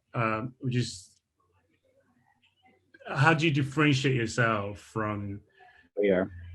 company? Yeah, I totally get you. So this is a very interesting one. We already on the legal side of things are clear on this. For one, we only have games of skills platform on our platform, meaning we don't have any form of luck. So you don't bet on the outcome of a win. We don't bet on games like Ludo or dice where you cannot control anything. So we bet on games like FIFA, or you play on games like FIFA or Mortal Kombat where the level of input to determine your results. So if I am better than you in FIFA, if we play 100 times, I'll beat you 100 times. So there's no form of luck in this. This is all pure skilled based. So this is totally different from gambling. Yeah, thanks for that. I appreciate that. If it's okay, can I ask just one more question around team? Okay. And well, let's go to Miss Evelyn first, and then we'll just circle back. Let's just kind of keep it. All right. So in the chat if we don't get to. All right. So just a quick one there.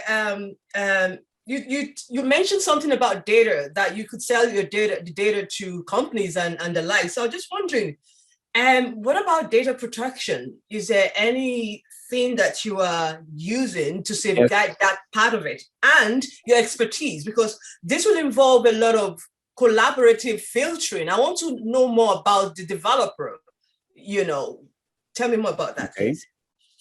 Okay, yeah. So regarding data, we are protected with the EU GDPR because I currently live in EU. This is registered both in EU and also Nigerian GDPR. So the only data we would collect from you, which would be the one that we've already informed we will be collecting. So these are data like most games played on our platform, no form of personal information index. PIIs would be leaked on outside our platform. And regarding selling of data, we haven't really figured out or will I say confirmed if we're going to be selling data, but we would have a lot of data, and of course we could monetize it even within our company as well to provide you ads. And you're talking about collaborations. So collaborations that take, for instance, we already are partnered with the Nigerian Gaming Evolution. They just held a 5 million naira league, esports league sponsored by Heritage Bank last week. And our developers are able to integrate certain APIs into our platform. So you can see literally results of other tournaments around in certain aspects of our platform. All right, thank you very much. Great, and one last question, Mr. Tim. Yes, hi. I was just gonna ask, is there gonna be any legal barrier you might be foreseeing? Because these are things that you'll probably be using names or maybe action figures or whatnot. Are you foreseeing any legal barriers? Well, like I said, we reached out already. We have a legal team on ground. We needed this at some point before we could see the possibility of creating Facebook ads because they don't allow ads about gambling. So we reached out to a legal team, and everything about our business is good to go. We are not. Sorry to cut you off. The chat in the conversation. Thank you very much. Well done. Up next, we have Supreme Express Prints. Supreme Express Prints, you are up. Please unmute your mic and your timer will begin once you come up. Supreme Express Prints. Give you 30 seconds to come on.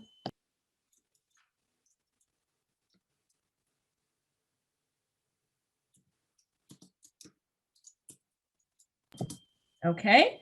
So we will move on. We'll circle back around. Up next is Chris Ken Creativity. Chris Ken Creativity, you are up next.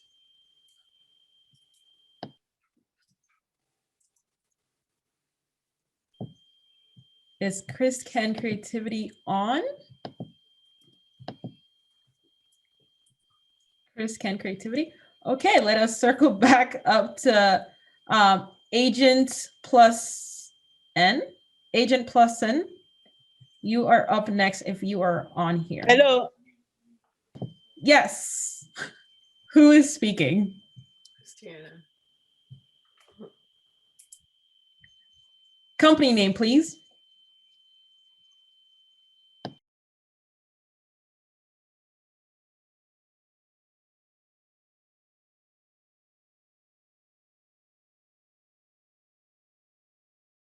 All right, Christina, I can hear you now. So you are Christian Creativity. You welcome.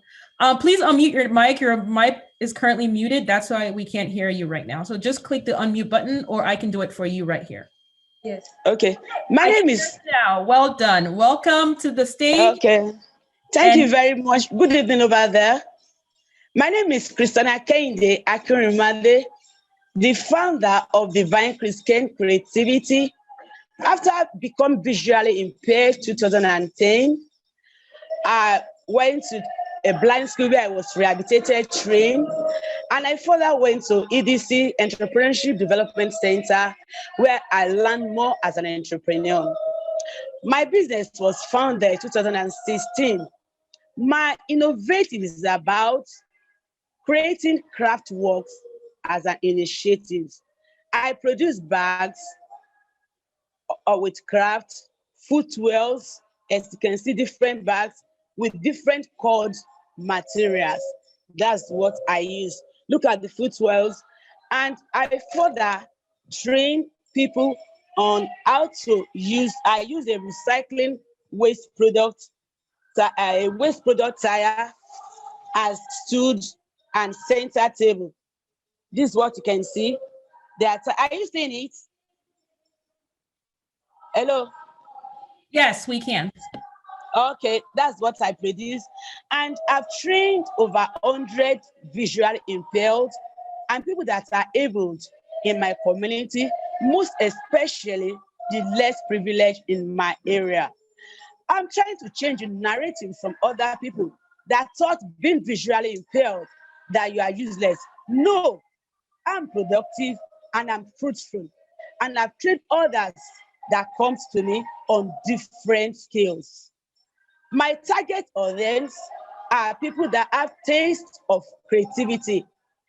Something made with hands, like what I use. I don't use machine. I use handmade products. People that love hand things, products, sandals, and the different kinds of shoes. That's what I produce. And my team members are 2 blind people that produce with me. And I have an able sighted person that go out as my PRO and as one advertising my product for me. My products are unique and with a little fashion of taste for people that love creativity. As I've said earlier, that trained over 100 people. I'm different from my other competitors. Why I'm different from my other competitors? Because my products are handmade products. Like what I've shown you, my sandals, my footwears, and my bags. And I use a unique materials for my product. This one is called cord. This is what I use for the bag. And this one is called nylon rope because they are very, very classic and unique. And why I train other people in my vicinity to assist them so that they can be self-reliant, self-dependent, and economic viable as I am. Not only people that are blind that I train other people and able ones in my area. Like now, I'm the senatorial coordinator with people living with disability, NAB, in my area. So because of what I used, that was why I was nominated and my impact on other people in my society. And how do I get my money? I get my money from what I produce. I sell my products. And from there, I bring in the money back to my company so that I'll be able to train others that are less privileged in other areas and in my community. That is what I do. And why I need the money so that I'll be able to buy my equipment like the one I use in making the recycling tire, waste product. So I'll be able to use the equipment to buy the drilling machines and to buy my other materials. So I'll be able to produce in bulk and at wholesale price. And my products are affordable for everybody. I can easily send one to you. They are very classic and unique. Thanks very much. Thank you very much. Great job on your pitch. We now have the floor open for question. Ms. Evelyn, you are up. I was so impressed. Well done, Christiana. And I'm motivated by your tenacity to even do what you're doing and supporting others, you know. So my question is, you did mention something, you know, about that in terms of scalability. Where are you located at the moment in Nigeria? Do you plan to go, you know, outside of your state? Where are you? I'm in Lagos, in Nigeria. I stay at Surulere, and I even sell my product outside the country through DHL anyway, and on demand Facebook. Yeah, so you said this is handmade. You know, that's what makes you unique. So you know, you also mentioned machine. So what do you need the machine for? The machine is for me to use it to make sure I tip out with my waste product tire. Look at the waste product tires as stood that can be used in corporates and offices, homes, churches. I use the machine as a drilling machine. So that's what I've been renting it. So I need it so that I'll be able to produce at an affordable price. Yeah, well done. Thank you for that. Thank you. Anyone have any questions? Please raise your hand. Or unmute your mic, because only Miss Evelyn's hand is raised right now. So if you have any question, please raise your hand or unmute your mic and ask. Any other questions? Well, I can't find the hand raising stuff. I'm on my laptop. I've been looking for it all this while. And I'm just sitting here like, where is it? But no, I really, really, really love this. I mean, especially when someone is at a disadvantage and you're still out there hustling and making things happen is very impressive. My question is, are you on social media? Like, what is your social media or marketing, or how are you marketing? I'm on social media. Divine Christian Creativity at my Instagram, I'm on LinkedIn, I'm on Facebook, Christiana Akinrinmade, or Divine Christian Creativity. Divine Christian Creativity. I'm on Facebook, I'm on Instagram, I'm on LinkedIn. Okay. Do we have that information, Amaria? Do we have it?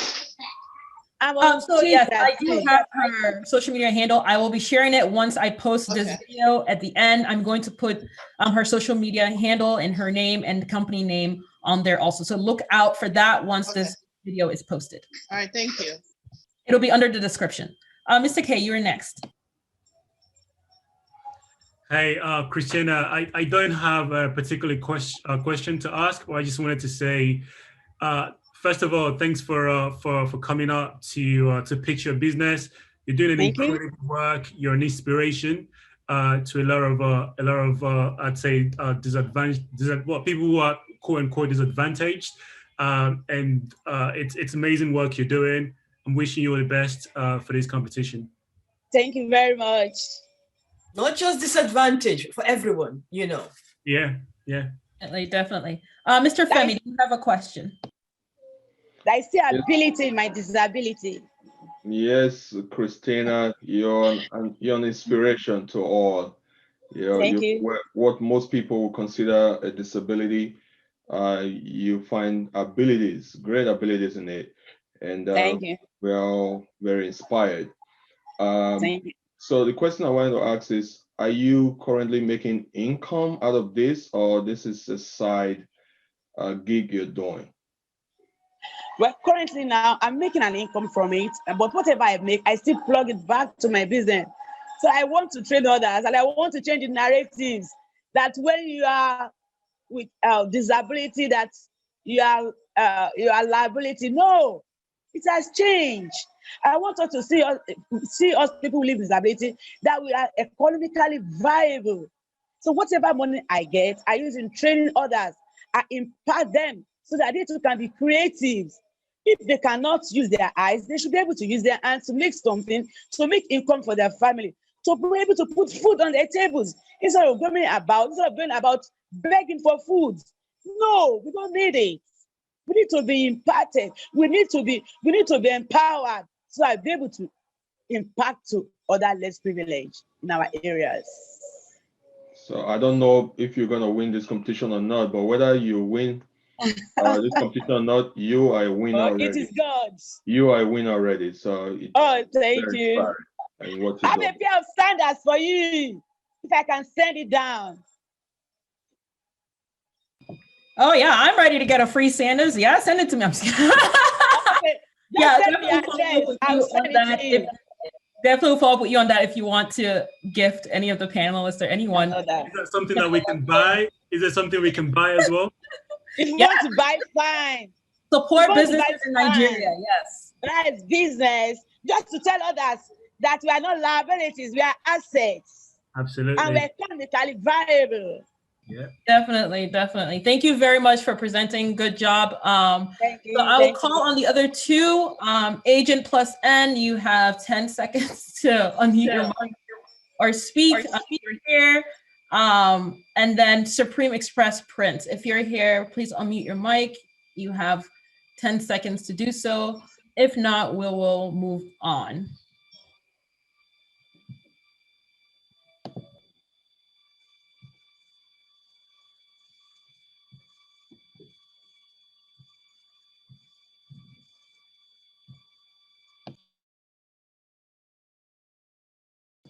Okay, I believe that is everybody. So that actually concludes all our entrepreneurs who pitched their businesses today. It's been very exciting. Well done, everybody. Good job. Hands of applause. You all did great. You took the time to apply and you took the time to come and pitch and present. So everybody who's listening in across the world, so congratulations on doing that. You've really taken a big step to really showing that you truly care about what you're doing and you're passionate about what you're doing. So thank you everybody for taking time to do so. For everybody who's listening in on Clubhouse and YouTube, thank you for coming in to listen. As I mentioned, I'm going to be posting this video, that pitch event, on YouTube. I'll provide the link on our Twitter account so you can come in and watch. I will also provide each entrepreneur's name, business, and their social media handle if you want to follow up with them and learn more about what they're doing. So thank you, everybody. Thank you all our judges and panelists for coming in. So before we go to vote for our winners, I am going to move our panelists to a private room where they're going to choose who will be our first place winner and our runner up. I'm also going to be posting the link to vote for your favorite business on our social Twitter account, which is @ePitchAfrica. And I'll also bring it up on here on the screen for everybody who's watching and post it on our messenger down here. So you can also click on it and go to vote. And then we'll have 5 minutes to do so. And the winners will be announced. And before we move on, I would like to call on Prince. So Prince, if you're here, I'd like to call on you to just kind of introduce yourself, tell us what you're doing. I believe what you're working on will be of interest to many of these entrepreneurs. So I will go ahead and post the link to vote on the Twitter. Give me a minute. And Prince, you can unmute yourself and introduce yourself if you are still here.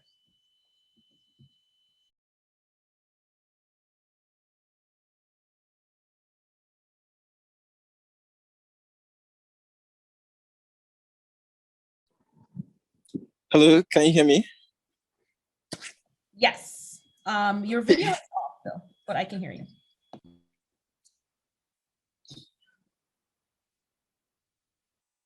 Okay, so my video should be on now. Might just be lagging. Okay, so hi everybody, I'm Prince. Thank you all so much for the wonderful pitches. I feel so privileged to have been able to hear about that. And thank you so much to the moderators as well, the panel, for all the very interesting questions. So I work for a non-profit called African Innovation Hub. And our mission is basically to support entrepreneurs like the kinds we saw pitch today. And so we basically help them develop their ideas into innovations that can become successful business ventures. We focus on innovators with the potential for high impact on the continent in Africa. And we also help them through our networks get access to investors when we feel like they're ready. So the website is African Innovation Hub, africaninnovationhub.org. So please feel free to check it out. You can sign up for our program there, and you can also sign up to be a mentor. So I invite our panelists to go to the website now to sign up to be a mentor for our innovators. The program is completely free. So like I said, we're a non-profit and our mission is really to support innovation on the continent. Thanks a lot to EVETINCTS Africa for deciding to partner with us. Our hope is to be able to develop a much more extensive demo day in partnership with EVETINCTS Africa for innovators that successfully complete our program. So yeah, thank you very much, Amira, and that's about it from me. Please let me know if you have questions. Definitely, thank you very much, Prince. Your video finally turned on at the end. I think it was just lagging, but thank you very much for being on the call and being able to talk about what you're doing. Please post the link to the African Innovation Hub on the chat so other people can check it. Everybody here can check it out. Again, I have posted the link to vote on our Twitter account, and I just posted it on the YouTube video. I forgot to do that. So I just posted it on the YouTube video chat. You can go ahead and vote for who you want to win the audience choice. While we were speaking, I forgot to move our judges. So excuse me while I do that. So everybody vote, and I will move our judges to their private rooms right now. Oh, and we have one more person. Omowunmi, I'm sorry if I butchered your name again. Can you please unmute your mic and speak about the foundation you're working with? Oh, hi everyone. This is Omowunmi again. I'm sorry, I'm in a bit of a noisy place. So I currently volunteer for the Radio Foundation. This is a foundation that works with child amputees. They basically provide prosthetic limb for indigent disabled children, whether upper limb or lower limb. I also am a volunteer with Beyond the Classroom Foundation. This foundation helps children in very remote areas access basic primary education. I also volunteer with Pregnancy Lounge. This midwife is committed to health promotions, health education for very rural women, encouraging them to go through the full continuum of care, from antenatal care to childbirth. I'm also a volunteer for the Tony Elumelu Foundation. They provide seed capital for entrepreneurs. I think it's $5,000 seed capital. I also volunteer for Teach, which is my own community project for public primary school healthcare. So when we provide school uniforms, school supplies for children in communities. I'm happy to, if you have any social good that you're interested in doing, I'm happy to volunteer my services for you to walk you through the process on how to adopt an idea and how to, just walk through the entire process of adopting, testing the idea, and eventually bringing that idea to action. Thank you. Great, thank you very much. So I send a message to all our panelists and judges. You have been invited to the breakout room to deliberate and choose who will be our winner. The first place winner will be awarded 100,000 Naira, and then we'll have a runner-up that received 38,000 naira. And then we have the audience vote, which I put the link again in the chat on YouTube and here, and also it's posted on our ePitch Africa platform on Twitter. Click on it and vote. I'll be closing the vote in a few minutes. So make sure you vote. Vote for yourself or vote for someone else. You're more than welcome to do so. And so we'll make the announcement for that. Again, thank you everybody who participated. If you are not awarded a money prize today, please understand that there's still an opportunity to win money in the future.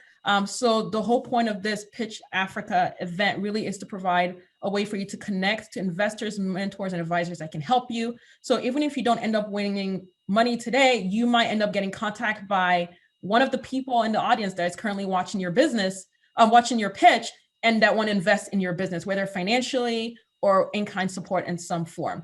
This is exactly what happened in February. We had multiple people pitch, and there was only one money award that was given, but there was follow-up investment to two other people that participated in the pitch, and one person that just talked about what they did for the fun of it and wasn't really part of the pitch event. So again, if you don't win, there is opportunities to win. We also plan to hold this event again soon in the coming months. And the way this is going to happen is going to be based on the amount of money we're able to raise. So far, we raised enough money to hold this event twice, and we're looking to partner with other organizations and encourage all of you to either invest financially or your time. If you visit the @epitchafrica.com website, that's epitchafrica.com, you can donate there, and 100% of the money we raise goes towards the money award for this pitch competition. So I'm encouraging all of you, visit the website, donate whatever you can towards the pool prize, or if you want to be a panelist or potential investor, please reach out to me and we can talk further. Also, if you would like to connect to any of these entrepreneurs or businesses, and you have a hard time reaching them after I post this video, please reach out to me. You can reach out to us at epitchafrica@gmail.com, and I'll provide you with the information that you need to connect to all these entrepreneurs and learn more about their businesses. So thank you everybody again for your time, very much appreciated. And so we have one more minute, and then I will go and get the judges out of the room, and they will make an announcement of who will be awarded the money prize. And then I'll also go and announce who got the most votes today for 20,000 naira in cash prizes. Again, these funds are non-dilutive, meaning we are not taking any money from any equity in your company. It's 100% yours. We just ask that you follow up with us to inform us on what your progress is. And then follow up with us and see how we can help you, how we can help you better. Also, if you want to connect with any of the panelists or judges from the event, please email me at epitchafrica@gmail.com or on here or on YouTube, and I'll follow up with you and connect to these investors/judges. Everybody here is interested in investing in Nigeria, so don't be shy, do so. All right, so I'm going to pause. Make sure you vote. I'll be back. Nítorí díẹ̀ dọ̀tí mi ṣe pọn mi sórí ẹ̀, mi ìfẹ́ pọn omi sórí omi tó ṣe kìíní.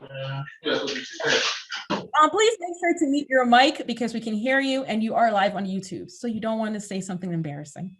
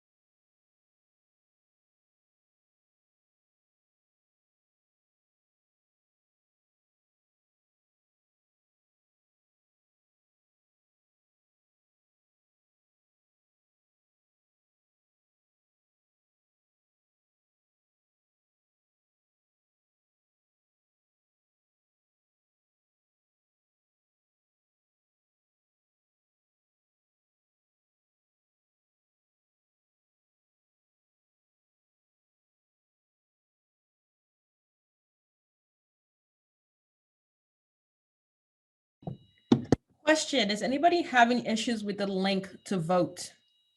Please let me know, raise your hand. You can click the reaction button below and raise your hand. If you're having issues with voting, please raise your hand and let me know so I can get that fixed.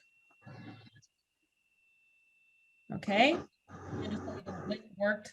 Has anyone tried to click on the link on our Twitter page and see if that works, or on YouTube? Is anybody having any issues with the link? Please let me know. It should all be working, but I was told that it isn't, so I just want to make sure. Okay, it worked. Okay, all right, 4 people have told me it worked, so that's great. So if anybody has any questions, feedback, concerns, please raise your hand and let me know. Oh, somebody's Grace, you have your hand up. Are you having issues with voting?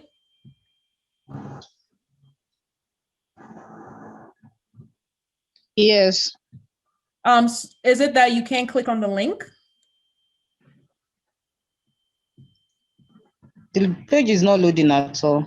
Okay, let me post it. So click on it right now. I just posted it in our group chat. So let me try and fix that right now so everybody has a chance to vote. Let me try and fix that. Give me a second.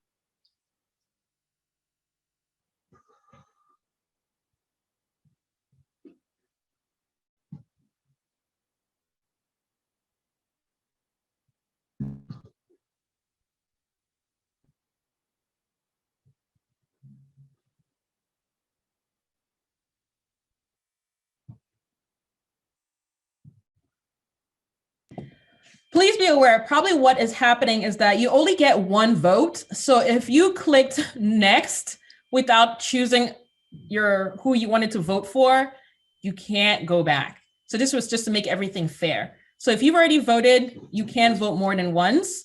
And if you clicked next without voting, I don't believe you can go back. So that might also be an issue. But I did just share the vote right now with everybody who's on this Zoom call. You can click on that link I just shared in the chat to vote. And then I'll post it again on YouTube and on our Twitter page. Just one more time. Give me a second.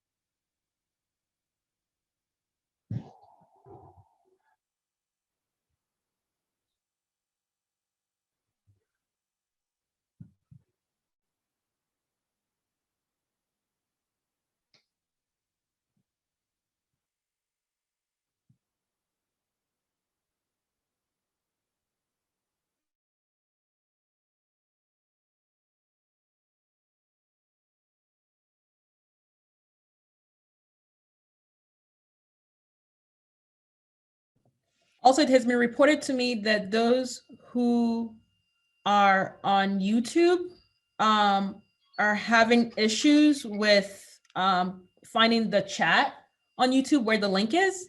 I don't exactly know how to get there, but there is a chat that you can say hi to us on YouTube. The link is voted on there.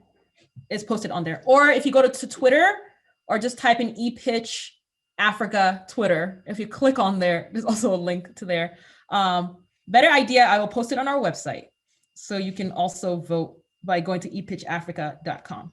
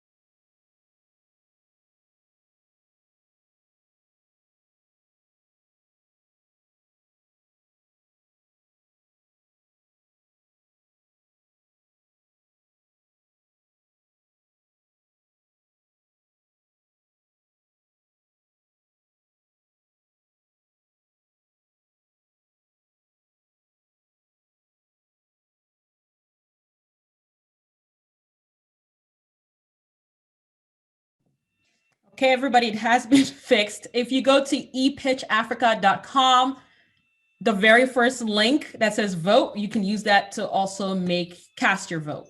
So go to E as an elephant pitch, PITCH Africa.com, and click on the first link. That's just to make sure that everybody gets the chance to vote. I'm going to quickly step out and get the panelists back in, and we're going to announce our winners.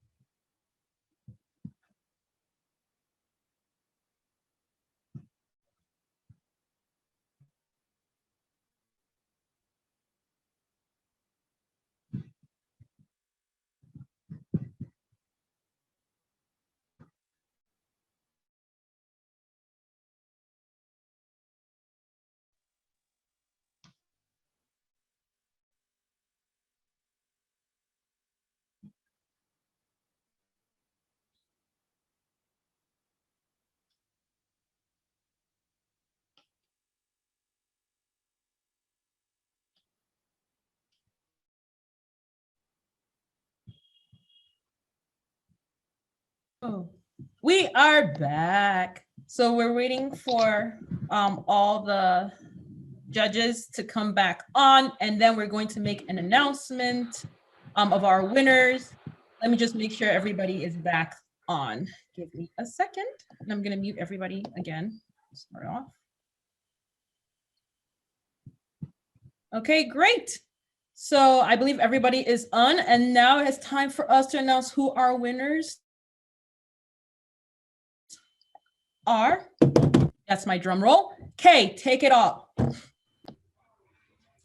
Hey guys, this is Kay. I just want to say very quickly, thanks to the audience for your participation and for being here today, and to all the participants as well. You guys are all incredible. You know, personally, the panels all think that you guys are all incredible. We appreciate your the courage to come up here and pitch your ideas, your business to the world, and I'm sure you guys have all developed some fun off of this call today.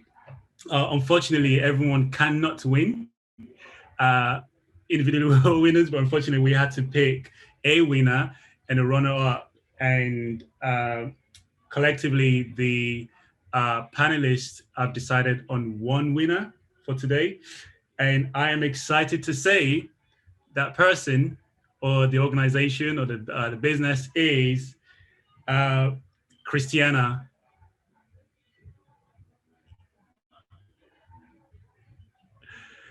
So congratulations, Christiana. It seems quiet, but yeah. Yeah, I can see her. Well done. So Christiana is the founder of there. Chris Ken Creativity. We think she's doing an incredible work.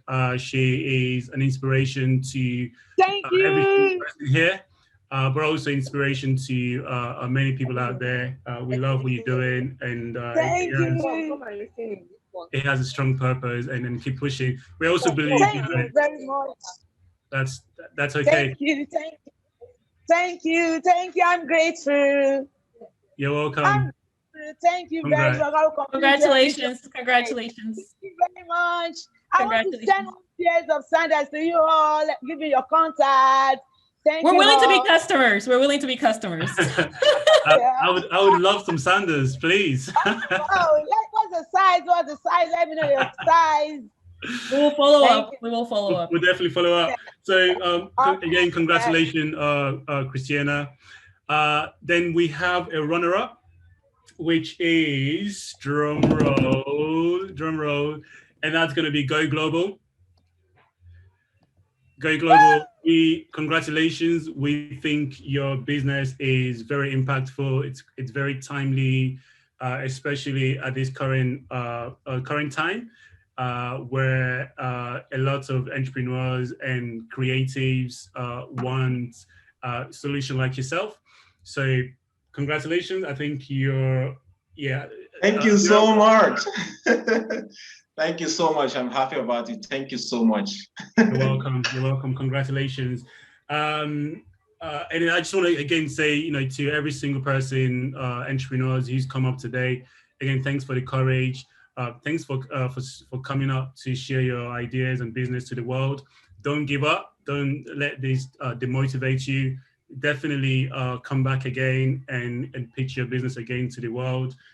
We have so many businesses that we love what you guys are doing. We think there's room for growth, and we think you guys are doing impactful stuff. Unfortunately, we can't pick every single person, so don't be demotivated by that. There is a special announcement to make. Amira, should I go? Exciting announcement. So the exciting announcement is that so I'm a co-founder of an organization based in the UK.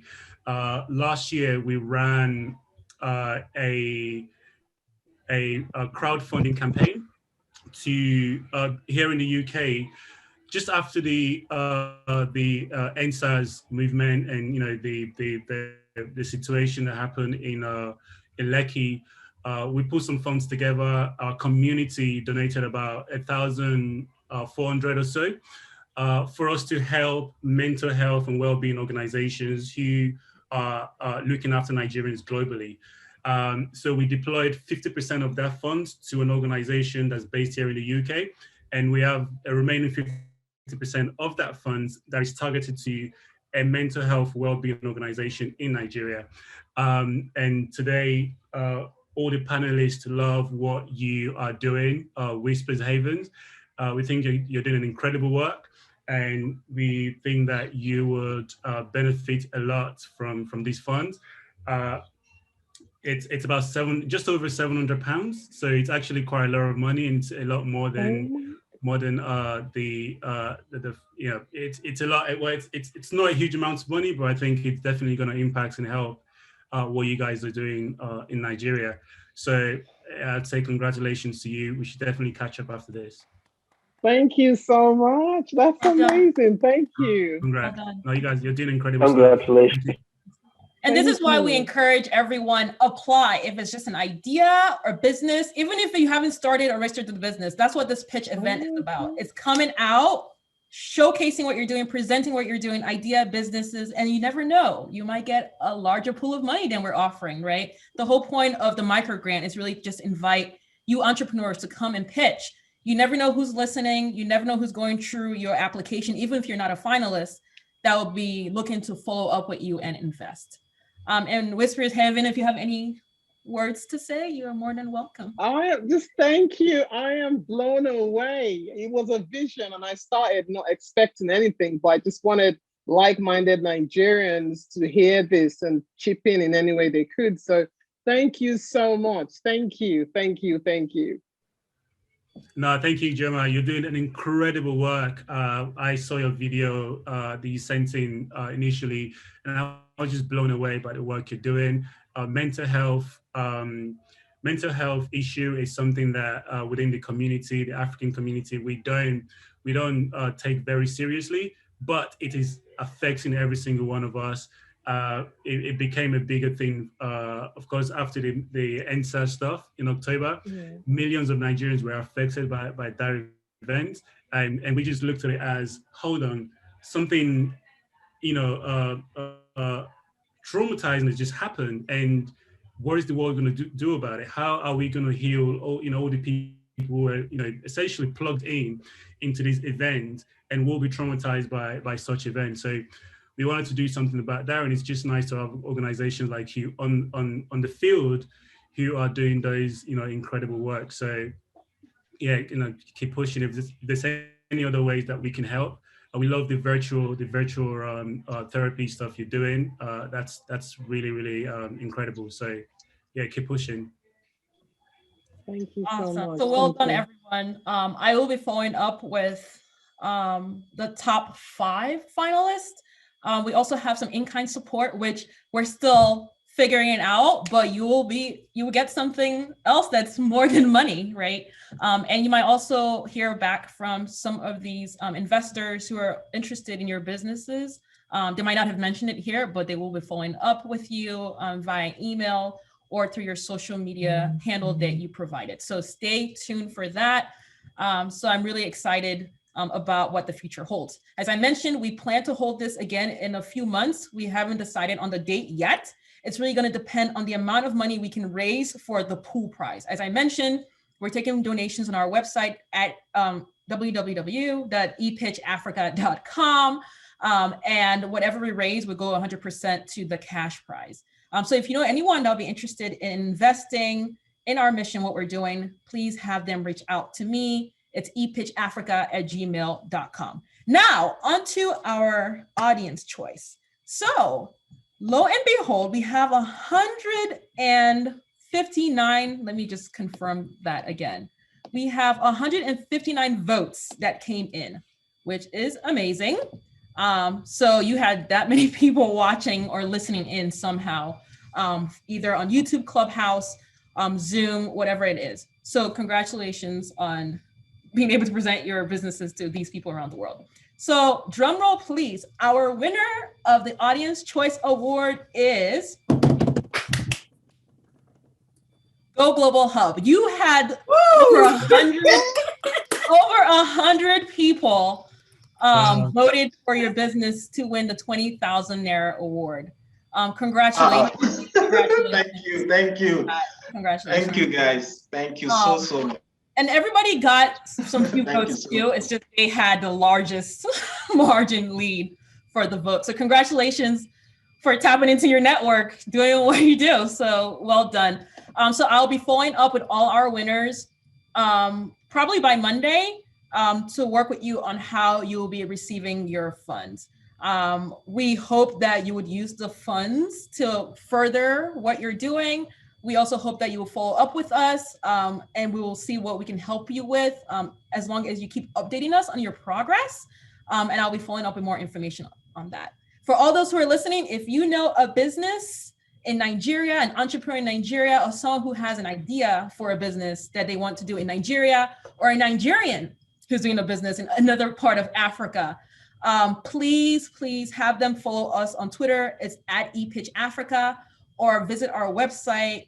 We're also going to create a Facebook page where we're going to let everybody know when the next pitch event is going to occur.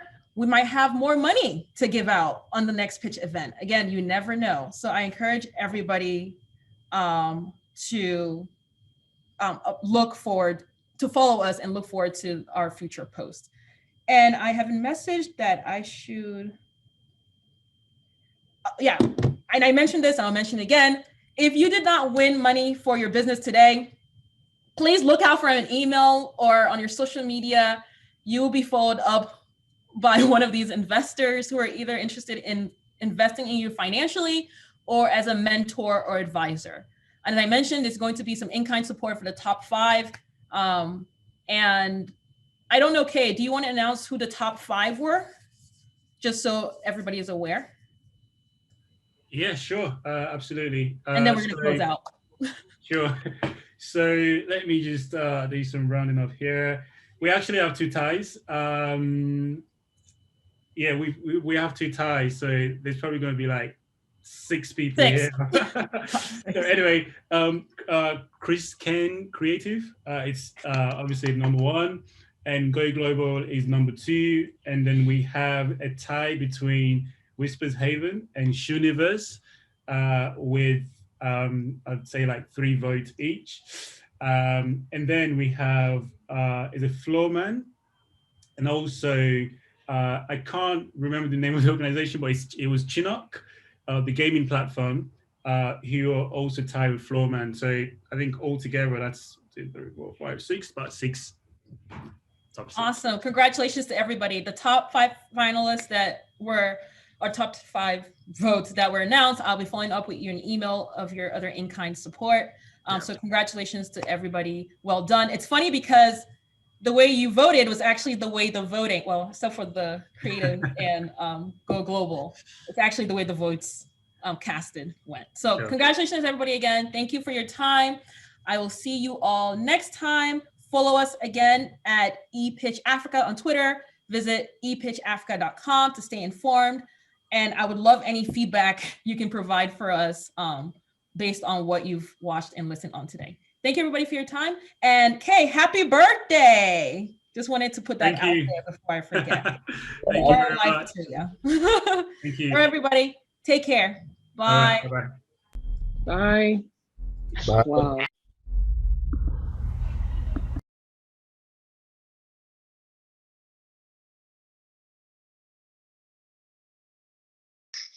Florence. Bye, everyone. Did you got my message? You are mute. I can't hear you. Hello, can you hear me now? Yes, you get my message? Yes, I did. Yes, I did. I just saw it. I just saw it. So I'll send the message across. All right then. All right, bye. Thank you. Okay, bye. Thank you very much. So if anybody else wants to say anything, I've stopped live streaming, but I am going to close the room in probably 10 seconds. So just a heads up on that. And well done, everybody. Really good job. I'm so excited to have listened to you all.